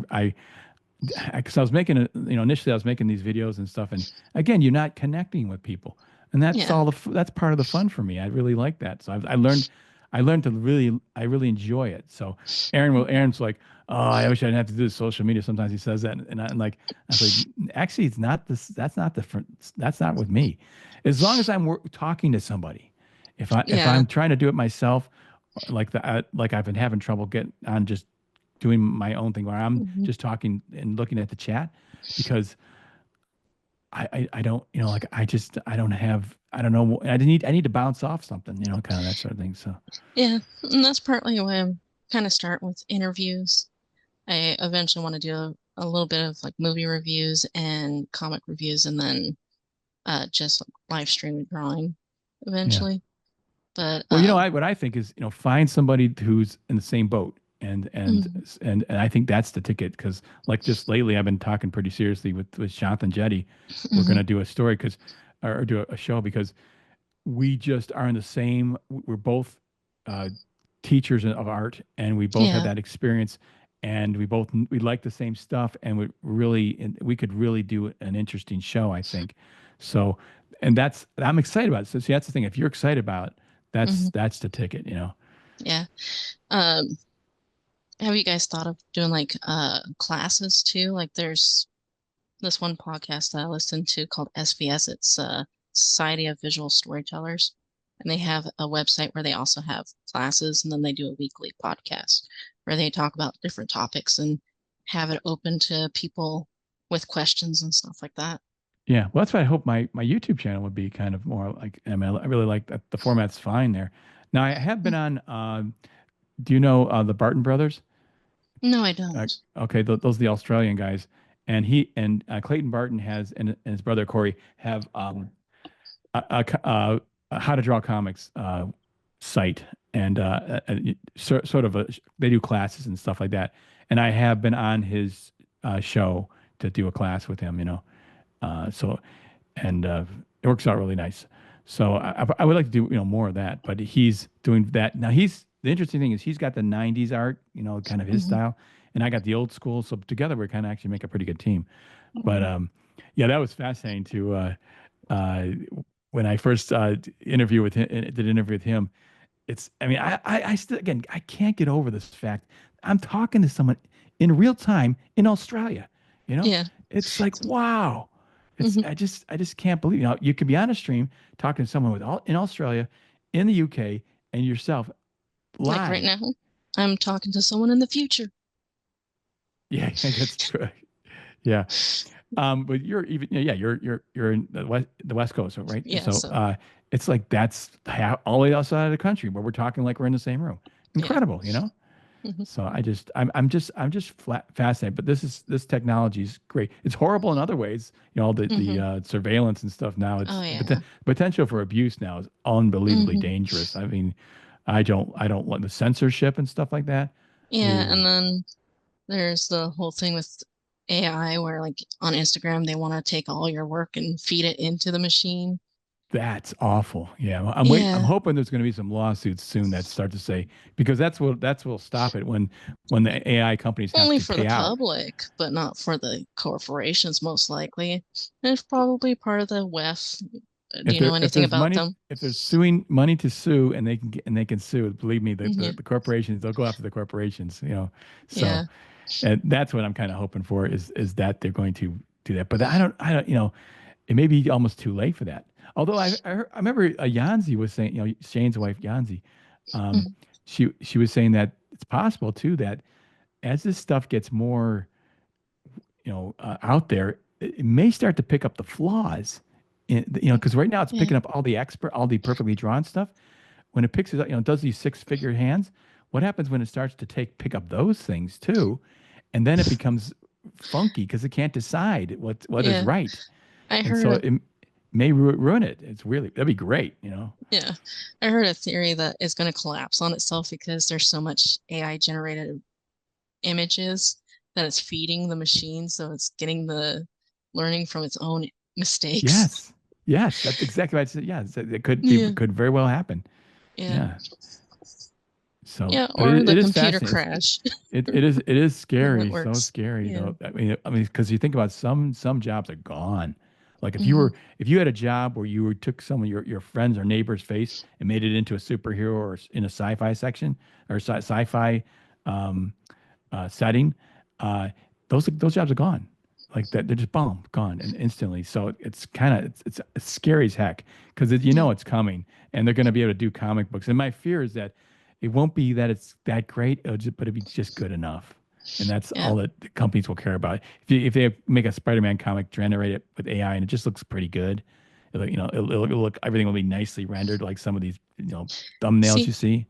I try not to worry about it. My philosophy is it's not going to affect me. I'm just going to work on what I'm going to work on and produce what I'm going to work on. Yeah, yeah. The scary Yeah. thing is they can even do stories. Like, oh my Yeah, god. that's true. And um, I don't know. Do you do your writing analog or do you do or traditionally or do you do it through like Word or any of those programs? Yeah, Because I if mean, it's on the computer, I have a Mac, so I'm writing on my text edit, you know, so that program. any of But it's those not programs, public. Yeah, it's like, not public, but maybe they can they access it? yeah, like I know Microsoft Word, Microsoft was doing a thing where they could access your stuff, and same with Google Docs. Oh, They have I remember hearing something about that they were going to start censoring like what you write too. I don't know if that's ever that happened, is but scary. That's when it really, yeah, yeah, yeah, yeah. and That's the censorship thing that really bothers me. hmm Because I me actually too. it was in the same Facebook post I mentioned or Facebook group, private Facebook group. This is again 2000, probably I don't know 19 or Hmm. something like that at this time because I was in it for a number of years. And till we got a mole, someone got in there, started feeding Yeah, the list of everybody to it, so everyone yeah, got outed. But that's a I put up a shame. post and it had a picture of the Kent State massacre, and you know that famous one with the girls with their arms out, kind of like Hmm. this, and it says the government wants you to remember every school shooting except for this one, you know, and it was a very powerful meme. and it got flagged either for misinformation or something like that. Like it was this post is not available because it's been flagged. Like they censored. To have a post censored was Hmm. extraordinary. I got like Yeah. wow, actual censorship. So that was that was the last election cycle, and I was like, man, it's getting really scary. Thank goodness for Elon. Yeah. Oh, I don't trust him as far as I could throw him. He's one of the Well, ones that wants to put the chip in your brain, yeah. Well, I'm so, just saying as far as what he's doing on X, it's great because and I'm still that's seeing posts censored on there. really Like, and it was like someone was just posting something about Cyberfrog and it was censored. So, hmm. yeah. Okay, well, but it's not him though. He is I mean it's the only platform right now that's close to being free. And he Uh, wants it to be free, but yeah, I don't necessarily trust him or even Trump. I don't know what like all these. They're probably there's corruption throughout the whole system and yeah. stuff. So I'm not like I don't worship but mainly I just look at like Hmm. who's closest to my conservative values, Yeah. who's gonna give me limited government and that kind of thing because I Who's don't going to trust protect our government. freedoms? Yeah, who's gonna protect the freedom of speech and the right to bear arms because you don't have freedom of speech without right to bear arms. So I The, just that's kind of what I focus on. But the only thing with Trump is that the lockdowns did start under him. So, and the turning to the unelected, like, expert started under him too. yeah, So that's something to consider. yeah, but it would have been worse. Mm. But the Yeah. thing is, I look, I know, like, just look. It's interesting because I look at my Facebook, groups of the people I know. This is a family one, kind of the because I Hmm. got one for work, but I got one for just people, that I've known, and all the left wingers were like, I was just surprised how fanatically different it was between the conservative and left, and all the left wingers like get your shot and all that stuff, and Yeah. and you're a bad person if you don't, and like Hmm. I think the most shocking thing was whatever the person's whatever your position on the vax, uh, it was when I saw good people, I mean really good people I know saying if you didn't get this thing and you went to the hospital and you were sick, you should be sent home. Like the Yeah. post said, uh, they should send you home with a My Pillow and you Mm. can watch Hannity at home. Watch Fox News at home. And I was like, they're really saying these are really good people saying go home and die. You know, Yeah. and I was like, Well, wait a minute, this is so crazy. Like these it's are a, how fast it changed into the totalitarianism. do you know the Just seven signs of propaganda? no, but So one is name calling. So calling people, demonizing the other yep, side. yep, that's one. Card Yeah, stacking, which is where you only show the good parts of your argument. So you're yes, cherry picking. yes. Um, then celebrity endorsement, Yeah. bandwagon. What's bandwagon? Bandwagon is where they're like, oh, everyone else is doing Ah, it, so you should do it too. yeah, There's the good people, so using like, oh, ordinary citizen, so, as one of them. yeah. It's kind of Oh, a fear gaslighting mongering thing. too. Fear Oh yeah, mongering. fear mongering for Um, sure. I'm forgetting the seventh one. We Yeah, went, those are all like totally. Yeah, all you get them all at once too. yeah, they did it with the Ukraine war. They did it with the vaccinations and with the stuff going on in Israel and stuff like that. So Yeah. basically, the news is just propaganda. That's how I see Yes, it. that is all. I don't listen to the news for that reason. That's where I get my, like I'll listen to like Salty Cracker or something. That's where I get my news. I do sometimes watch Jimmy Dore. I don't know if Jimmy you Dore. ever, Yep. Yeah. Yeah. yeah, He used to funny because he was kind of left wing, I think, and he yeah, was pro vax and all that stuff. And he did a 180. I think he got really sick. yeah. He From had a thing where it affected his neck. So yeah. he had and it happened to the other people in his studio. And Yeah. Eric yeah, Clapton was another guy who hmm, he got hit with that, and he was really, he was, and they all of a sudden they shut him up, right? Like yeah, it paralyzed his arm for a while, so he couldn't play yeah, guitar. yeah, So yeah, there was a lot of stuff. And then the death rate, the worldwide death rate has been in the thousands since it's been yes, yes.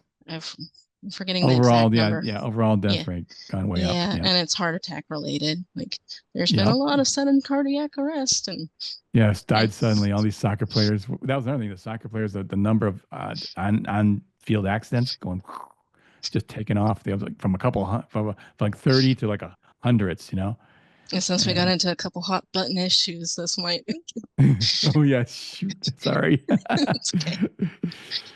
Yeah, the thing is, you couldn't even say that you could have your channel removed like a couple years ago, Yeah. like even about a year ago, and Yeah. it's like it seems like it's lightened up a little bit. Yeah. And that's where they say Elon Musk and X have come through. They've gotten guys like the Nicola and Hmm. Ryan, Dr. Ryan Cold, a lot of these guys who were Robert Malone, I think, was Robert another Malone. one. Yeah, yeah, they were completely removed. Removed. Hmm. Think about it, actually Trump removed from Twitter. Yeah. Incredible, like Yeah. crazy. Yeah, there's That's a documentary that was removed and it was like only on Rumble called Suddenly Dead. And it yeah, was from morticians talking about like the blood that's clots. They were amazing. Yeah, these weird things they're pulling out of people. yeah. Oh, Another person I watch is Dr. John Campbell, and he goes through like the research papers and stuff, and that's pretty interesting to watch. And okay, he also I did don't the know that flip. guy. He started out very pro-vax, saying the line of like any good vaccination, like any vaccination is a good vaccination, whatever. And then after the research was coming out, he turned the script and was talking about like how things were misled and how there wasn't actually good information in like the studies and stuff like that. Right, right, and that's part of the problem too. Is it's not just the science. Even if the science we're right, sometimes it's just production. Hmm. I was listening to one scientist, and they were saying that if there's a little bit of the water's not perfectly clean, it's got a little touch of milk protein in it. You inject that into a child, and all of a sudden, that's where the allergic reaction comes. Like Hmm. the body will then for the rest of their life Hmm. see the milk protein as a foreign substance and have to fight Hmm. against it because that's what the shot does. So a lot of these allergies and things like that could. So I'm a lot less trusting of vaccinations in general now. Hmm. I'm just like I don't unfortunately that's what has happened. But maybe fortunately because maybe we didn't know all this stuff was happening. And Yeah. it's woken us up to it. So Well, it's one of those things of where we used to be able to have a discussion of opinions without uh, people jumping down your throat and name calling. Like, I don't know how many people name call these people that believe in flat Earth, but we as citizens, for the most part, are never going to go to space, so we will never know the truth. So it's better to have a little bit of an open mind and say, well, this is what we're told is the science. We can accept that, or we can accept that some people have a difference of opinion. yeah, yeah, like John Malin, Yeah. yeah. Now, I don't believe in flat Earth, but that was an example. Yeah. Well, the moon So landing is another one. The funny thing is about the moon landing is I was like, no way. Then all this stuff's happening. Like, maybe way. you know, yeah, like, like there's a footage of like them faking the scene from the window of putting like a black plastic over it to make it look like it's further away. oh, I got to see that. Yeah. Yeah, Joe Rogan had a guest on that was talking about the moon landing and how it was faked. And yeah, it was an interesting one. Now, I Hmm. don't trust the guy completely because he had a whole story of Well, that's being the thing is, followed. in the end, nobody really knows. But No he one really knows. but But he also told the but it's story of like the first guy that hung a lemon on the rocket, and then like 3 days later he was killed in a sh accident from like oil rags being under the seat, and they had pumped the cabin full of oxygen, and they had to reverse the door so he couldn't get out. And he uh, was like originally going to be the first astronaut that was going to go on the moon. oh my. I just forgot the guy's name, so I'd have to look up. So Yeah. So yeah, it's like all the conspiracy stuff. It's kind of fun actually, but yeah, at the same time, it's like I don't know. Maybe. yeah. There's a channel called the I hear Y-Files. from all my. If I got friends that are like like I'm conservative, but they're like really out there, and then like getting all this Yeah. stuff. The Trump's has never been, he's never not been president. He's still president. He's still in charge. They just haven't really released it yet, like and all kinds of stuff like that. I'm like, Yeah. I don't know about that, but maybe, maybe it is. Maybe he's never been, you know, out of office. Actually, I don't know. you Yeah, know, there's so much stuff that we'll never uh, really know the truth nah, until like maybe we're in yeah, heaven and we like get to see the records. yeah, yeah. The main thing But is I just look at the basics, like, you know, you don't want to be North Korea, and so I mean, can you imagine like those people? There's no chance they're ever going to be free because now they were already locked down completely, but now with surveillance and electronic mhm, surveillance, if anyone in that country says anything bad about the country or about the leadership, gone, mhm, So they have total and complete control, mhm. and it's kind of and they're never going to get it back. That's the thing Yeah. that people don't. I don't think they understand is you lose your freedoms, they don't come back. Yeah. It's like they're It's gone. the like Mouse is a good example of that is because it talked about how things it showed how things incrementally changed. It wasn't like overnight things changed and Oh, people wound up in the ghettos and all that. It was incremental changes in society that right. allowed these, you know, Yep. monstrosities to happen. Yep. It comes starts with a demonization, and then you kind of like that's another thing too is politicians want to blame somebody else. Oh, the So seventh one was the glamour, where they only talk about the good things. Like they use good terms to like boost it. euphemisms. Yes. Yeah. So like even in like again with World War II, they use some euphemisms like the final solution and you know Right. Right. yeah. Yeah, well, that's the thing is, that's it's kind of tough because you got to educate every generation because you have like the uh, like healthcare. Oh, universal healthcare sounds great. Free healthcare, yay! Then you realize, it's not really free. You got to pay taxes. Now your taxes are going through the roof. Inflation goes up, and you got free healthcare, but your economy's gone, destroyed, and everyone's Yeah. poor. It's Like it's crappy healthcare. my philosophy is they don't need to pay off student loans. They just need to make it more affordable and take away the interest because it's the interest that's killing these the student loans because some of them are daily interest on the loans. Mm, And no one can afford that. yeah, yeah. Yeah, so I don't, I mean, I don't, I paid my way through college. I don't know what, but I don't know what I would imagine tuition's through the roof now, but Mm-hmm. yeah, but the good thing is like, It's and about again, the that it gets back to my tutorials too. It's like, I could put it on Skillshare or something like that, but the truth is, I know artists. They're all poor, and I really want to share this knowledge with them, and hopefully I can get monetized, at some point here, and then I can make a little bit of money from it. But still, I really want to. I don't think you need to go to art school, frankly, anymore. You can learn yeah everything online, and I don't know, just there are options that are coming that are opening up because the tuition prices are ridiculous. yeah. Just. Now, if I want to be monetized, I might have to edit some of this, but Yeah. Well, I know there's guys that do that where they'll do an interview like this and then they'll break it into 10-minute increments. yeah, that's true. And that can happen. So Yeah. anyways, well, you Uh, got a lot of material here. I think we Went a little off the rails, but it's all about like how freedom of speech is yeah. important. Yeah. And Well, it's like Gary Martin would say the same thing. Like you get a couple comic people together and they'll just talk for forever. I was yeah, on that. Do you know who JJ Trilio is? Uh, no, I don't. Okay, he's just a young guy he interviewed me. The interview turned into a 3 hour interview. So that's what happens. It's pretty normal. By the way, your name is Faye. Is that your first name or Oh no, my real okay? name's What April, but I don't really like it. April? You said Yeah, okay. That's a nice name.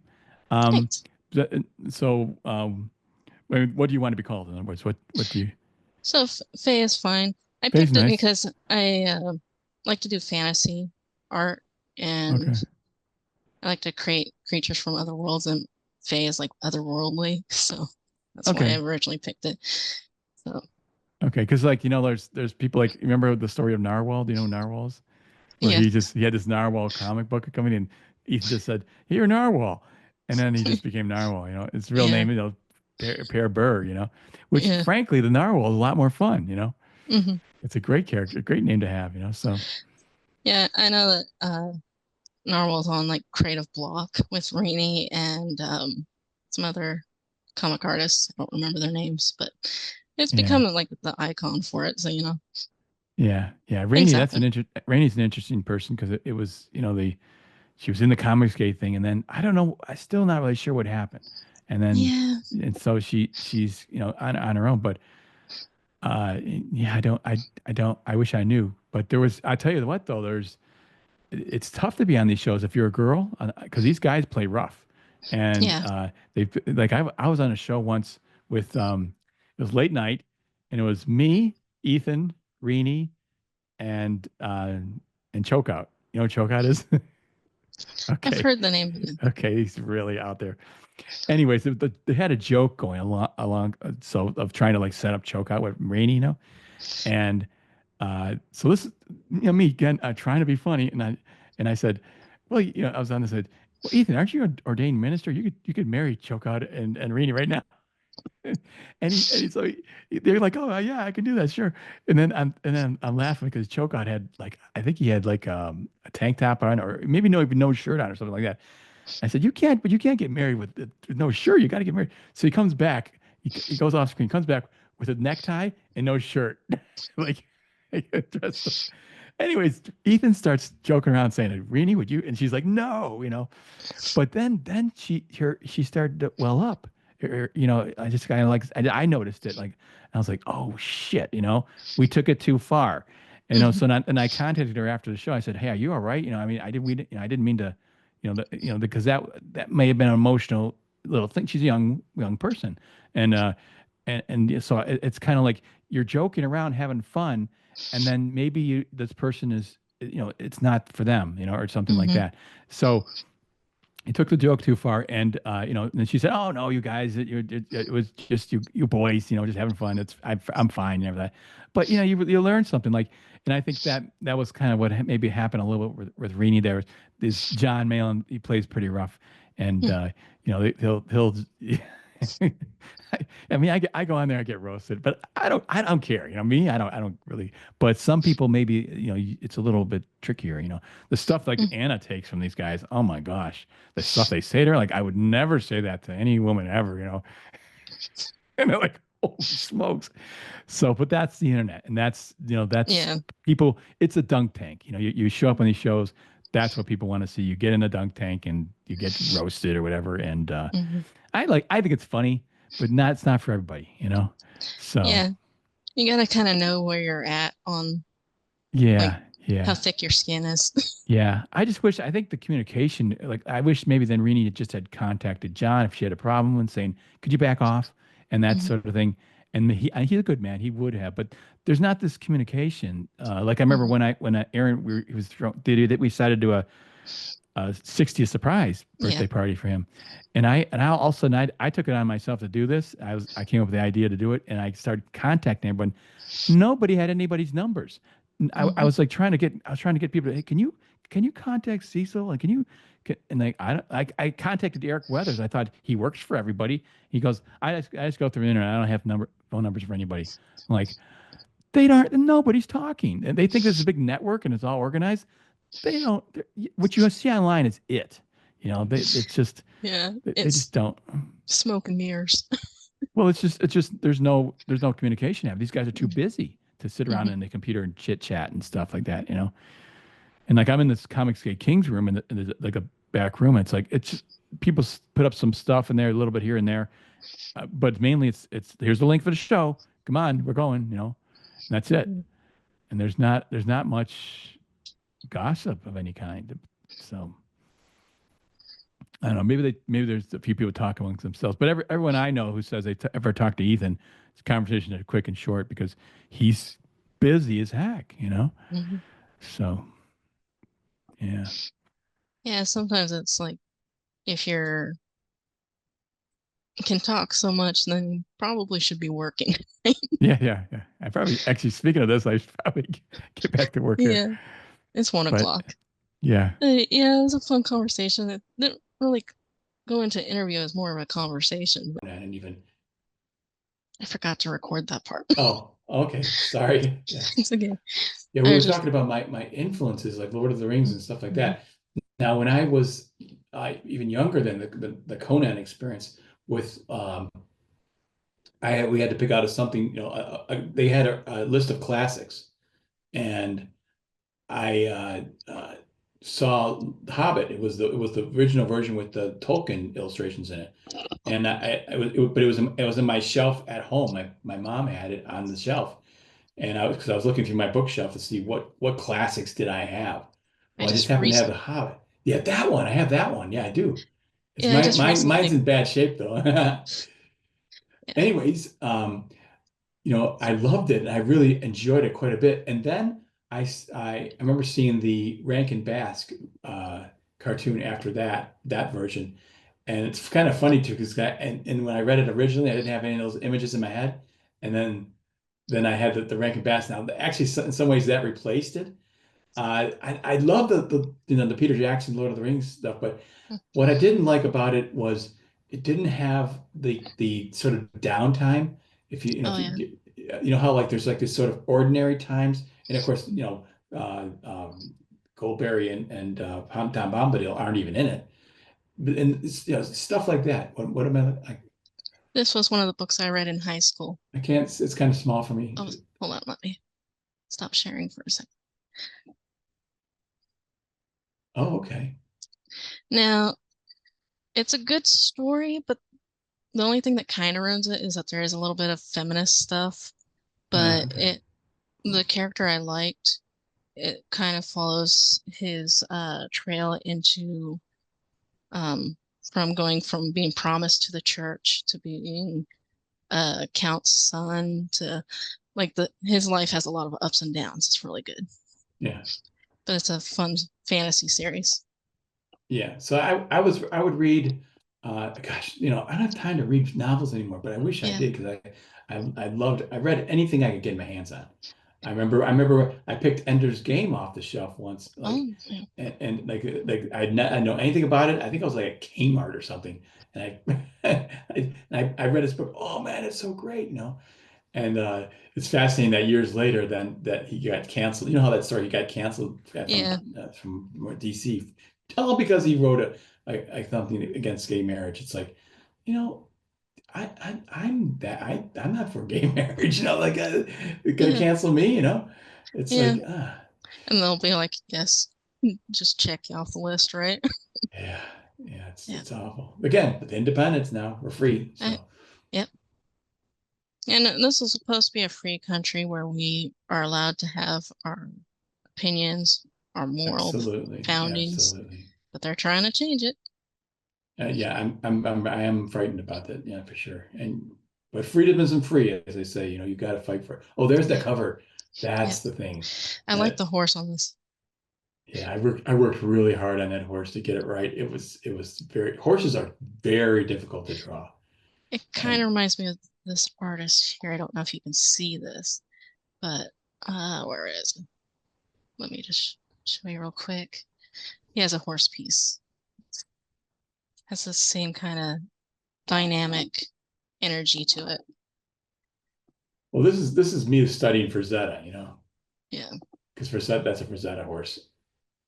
I'm still not satisfied completely with it, frankly, but Mm. because I think the back legs look a little funny. Front's good, but the back legs. Yeah.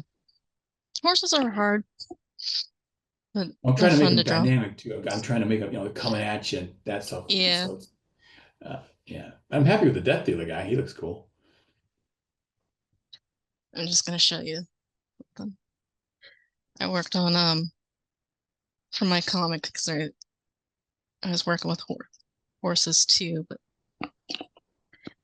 maybe I should pull it. Yeah, yeah. I mean, got to see it bigger. Yeah. So Let me stop sharing and I'll pull it up.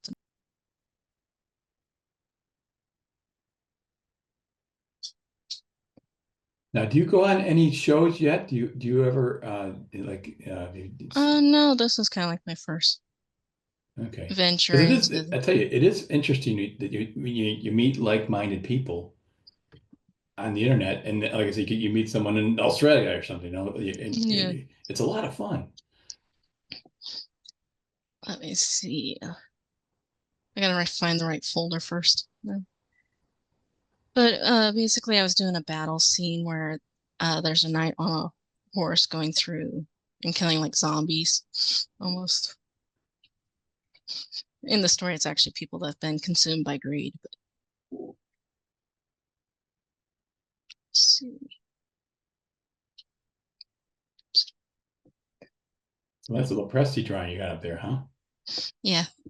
That's cool. Mhm. Yeah, I think he's one of my favorite artists in the Comicsgate group because of his it is a traditional style of sorts, and he's got a good breakdown. He got a lot of influences that I like. He's are influencing him.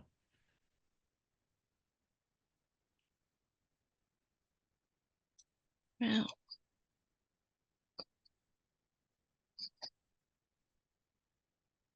But by the way, like I just clicked this thing. It said you're being recorded. Is that, are you okay with that? Yeah. And I, and I clicked it, but should I have clicked it earlier? Or is that I mean, Oh, or that's you fine. okay? I was wondering if it didn't allow it to start the recording until I okayed it.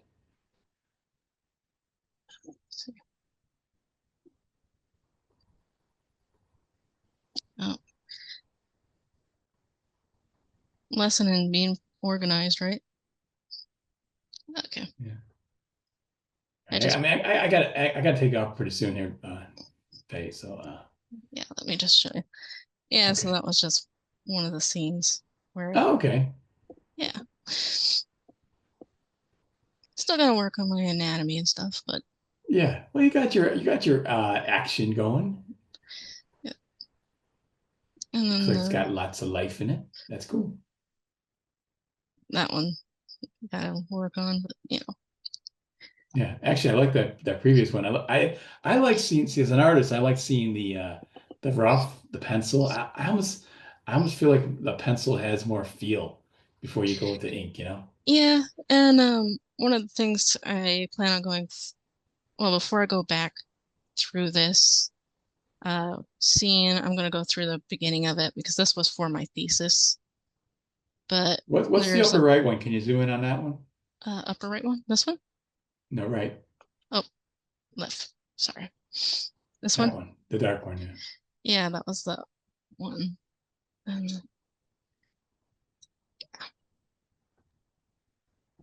oh, went too far. Yeah. Oh, these are kind of cool. Thank you. Yeah, so I plan on changing the knight's design a little bit more because it was feeling a little generic. So, um, Let's see if I can make this a little bigger on my screen here. okay. And then back to yours. Yeah, so do you have any like commercial work you're doing tonight or because No, I know you no. said like weekends usually handle. Yeah. But to tell you the truth, the night is young. Like Yeah. I've, I have, but I had, no, I actually had something this week. So usually that's it, that's uh, Oh, I like there's this there's one. some yeah there's some depth dealer stuff. It's like I'm trying to sell some of this stuff to them. There was a Hmm. redo I did of a Frank Miller piece. Yeah. Now this one's Oh, right there. Go back. That was really old. Well, actually, yeah. I redid it. This is a redo, but this was back from again 30 some years ago, in Conan Saga. I think it was Conan Saga 81. That they printed a number of these black and whites that I did. So I had the one Savage Sword of Conan cover, full color, 231. But then this was I think this was 81. Uh, Conan Saga. There's a bunch of images that I did on like a crow quill pen, a pencil, and like I make like a what they call it, Croquill texture Yeah. board, and I shoot black color, black Prisma color, and I got that effect. Not in this particular piece, but at the one that I did initially. Nice. Yeah, the texture is really nice in it. So you do work in ink sometimes, or because I know you're mostly. No, it's all pencil. I just because it's I Oh, think as I can scan in and just I love the softness of it. I love the I think uh, when I heard crow quill, I was thinking like the I know yeah. I misspoke. Like it just as far as it was a croquill texture or something like it's like or this weird. That's what they called it. Anyways, a bevel is like a bubble bevel texture. What it did is it Uh-huh. gave it when you went over with the Prismacolor, it gave you a, sort of a dot pattern, and that could be reproduced. That's what my Mm, interest was to see if I could get something reproduced, sort of the way I like to draw it. But mm. but reproducing pencil drawing doesn't work for them very well in the old processes. But that kind of worked. So Yeah, your stuff definitely inspires me to get back into doing like pencil work with the shading and yeah, all it's a that. challenge. So it's a Yeah, challenge. yeah. Can you find? Can you go to the find that original Conan? Scroll down to the go Oh, way down, like take off. Because it's gonna be like right in the beginning, like one of the first posts I ever did. that was a cool Wraith of God. Yeah, that's I think that was a trading card. Mhm. There's some Kent Menace stuff, yeah. Actually, go back up for just for a second. Like, see a little farther. That girl, the redheaded girl. See that's the way I like drawing. Like it's that is just a pencil drawing, and it's very loose and light. I scan Mhm. it into Photoshop and colored it, and bam, you know what I mean? Mhm. It's got an artsy feel to it that I really like, you know. I like that I like its looseness, you know. It's a nice piece. I remember you talking on one of your other interviews that that one hit off really well.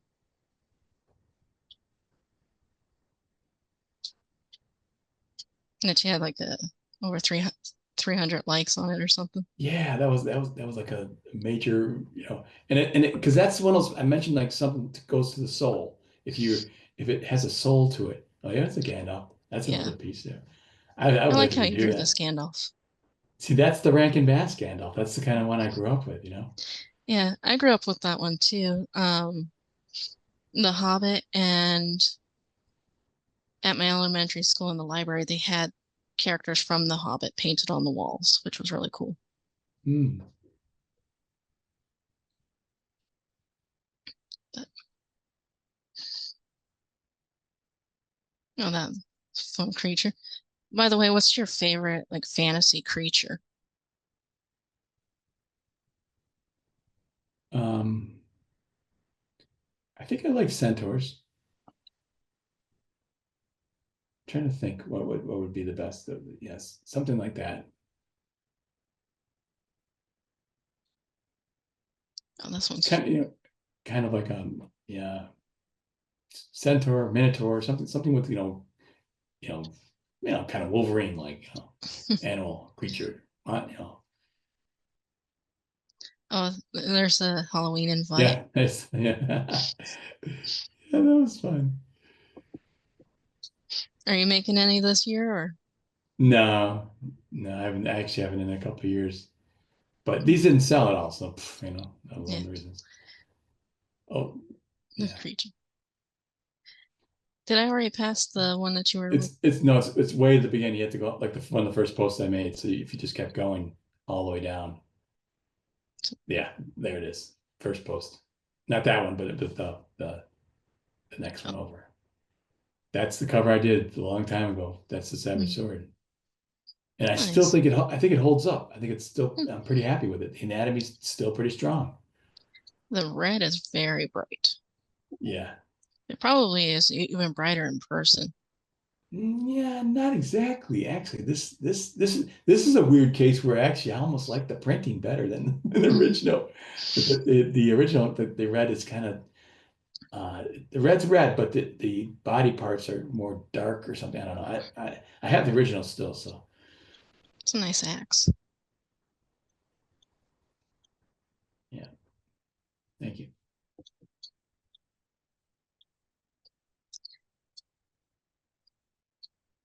So yeah, there's that green Death Dealer one. Yeah. Yeah, it was. It's funny because the other thing I showed you, I made it into a Conan face, but originally it Hmm. was a Death Dealer.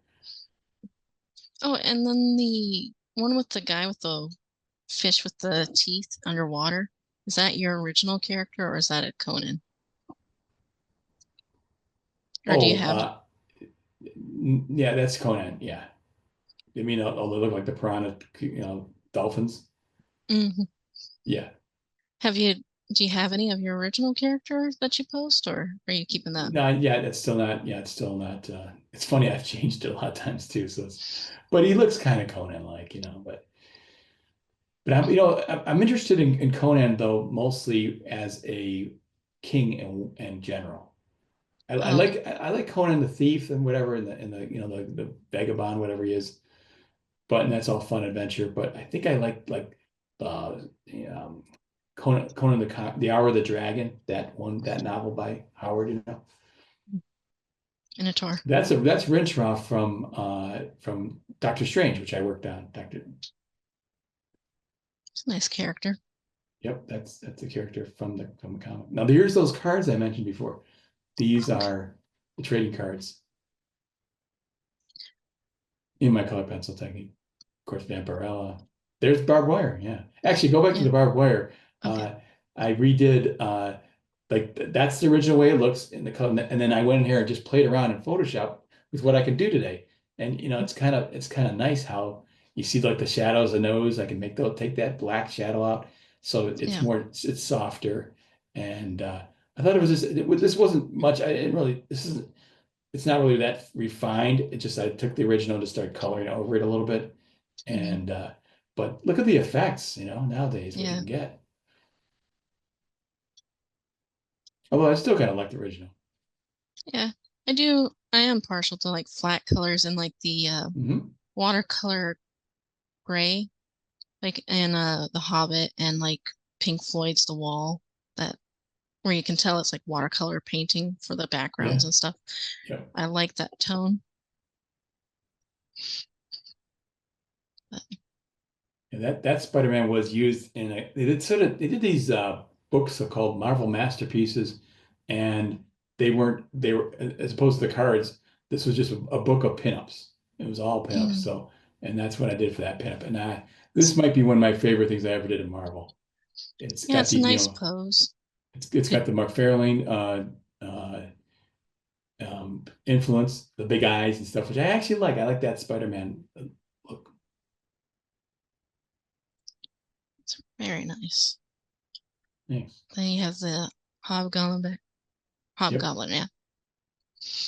I grew up on the animated Spider-Man, so Uh, I hadn't gotten into the comics on that one, but part of it is because the universe is so big now. There's starting points is kind of like you're not yeah. sure, and then they've been changing things. I like a Yeah. little bit more of a concise story. Now here's an interesting version, like what you can do now with the computer, because the that shield, I can put that together in Photoshop, so it's symmetrical. Hmm. Because I don't think I think this is all digital. Yeah, Yeah, another Spider-Man, yeah. barbed There's a wire. famous barbed wire cover. I thought that was a lot of fun. And that's that Conan that piece that I mentioned with the on that Yeah, textured paper with black Prisma. mhm. It's a nice piece. It was nice to be able to put tone in it and stuff like that. That's Conan to me, savage, powerful. Hmm. Soups, cat. I always thought, it's fun to think about who would win that fight, Superman and Thor. Hmm.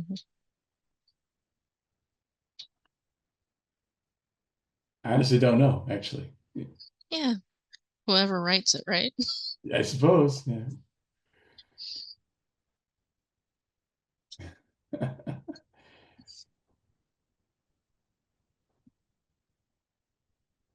Oh, I'm not too familiar with the Thor character on like what his weaknesses are, but I do know that the hammer is supposed to only go to those that is chosen. But and Yes. Superman's kind of a good nature, so that probably he could wield it. So it Yeah. might lean more towards Superman, You unless know, he had, I don't know if Thor is bulletproof. yeah. And this is a page that this is something I did for uh, Marvel was X-Men Unlimited, and you know that's the coloring that I. This is one of the ones that I hate. One of the reasons I hate working at Marvel. The one on the left is the coloring that printed with it, you know, Mm. and the other one is the color I redid, and Oh you can wow. just kind of see like the face. You know, they didn't do flesh tones on the faces, and you know, I just that You was lost the purple or like the yeah. well, Because Gambit has doesn't he have the magenta magenta. color? Yeah. Hmm. So they didn't even get that right. How messed up all these things are. They don't, you know, they're just not. No one's at the wheel. You know, Yeah, this is actually a buddy's character, it's nice. and I did one on speed drive for that one.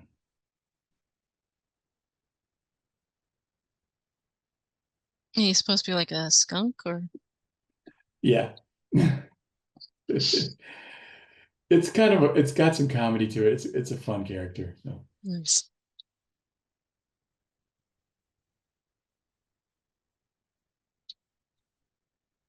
yeah, I don't do these speed drawings because I feel like honestly I feel like people the problem is as tutorials I want to tell people what I'm doing, what I'm Yeah. thinking. And because otherwise I don't think it really helps people that they're like, oh, you just did that. Well, they don't know how I did that, you know. They Hmm. didn't know what my thought process is and how I'm constructing these things. So Yeah, because there's a lot that goes into it yeah, and because you'll be there's the drawing Star and then Lord. Yeah. yeah, That, and notice something's off and change it. Like when you were doing the John Malin piece where you adjusted the jaw, yeah.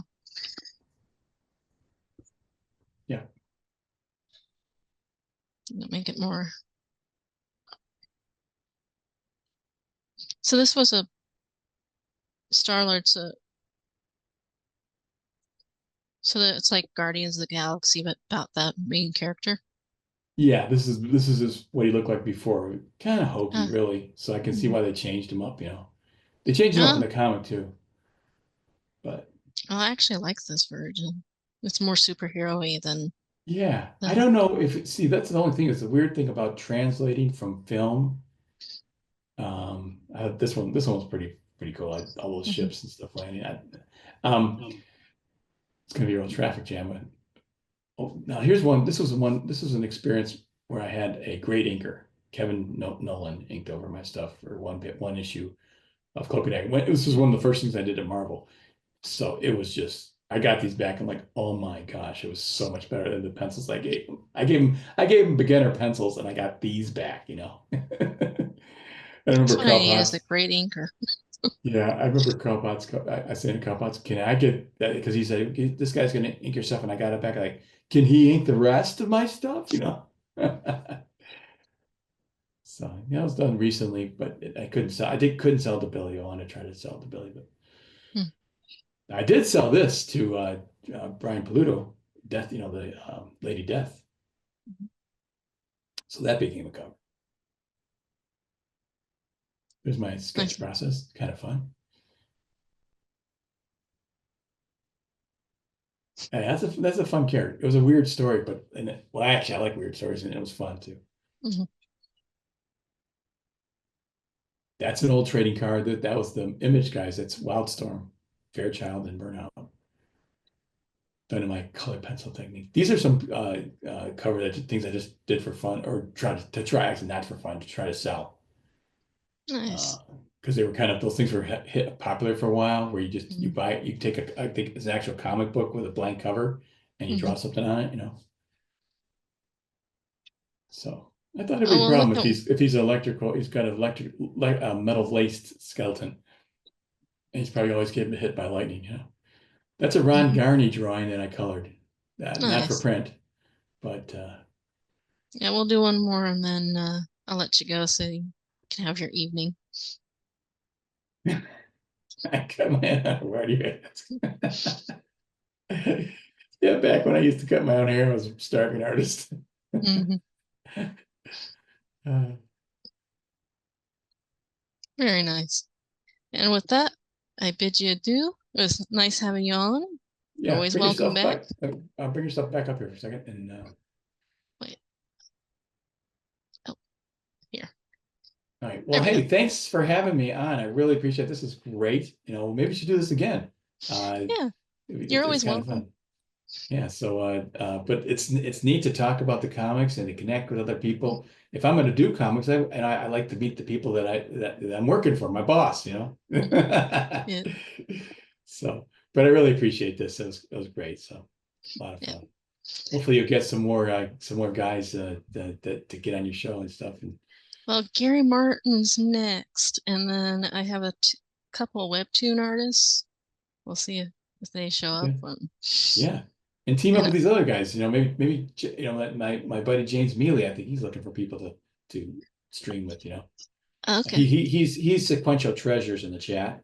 You see Oh him. yeah, He collects original artwork and stuff like that. So I always say to him, get some people that who collect art and stuff, and start building the network because that's when it gets fun. I saw one of his videos when he was torturing Aaron with some anime openings. Ah, yeah, yeah, he's a character. All right. Well, it was nice chatting with you. Okay, I'll see you all right. Thanks for having me. sometime. We shall see you. Bye bye. All right.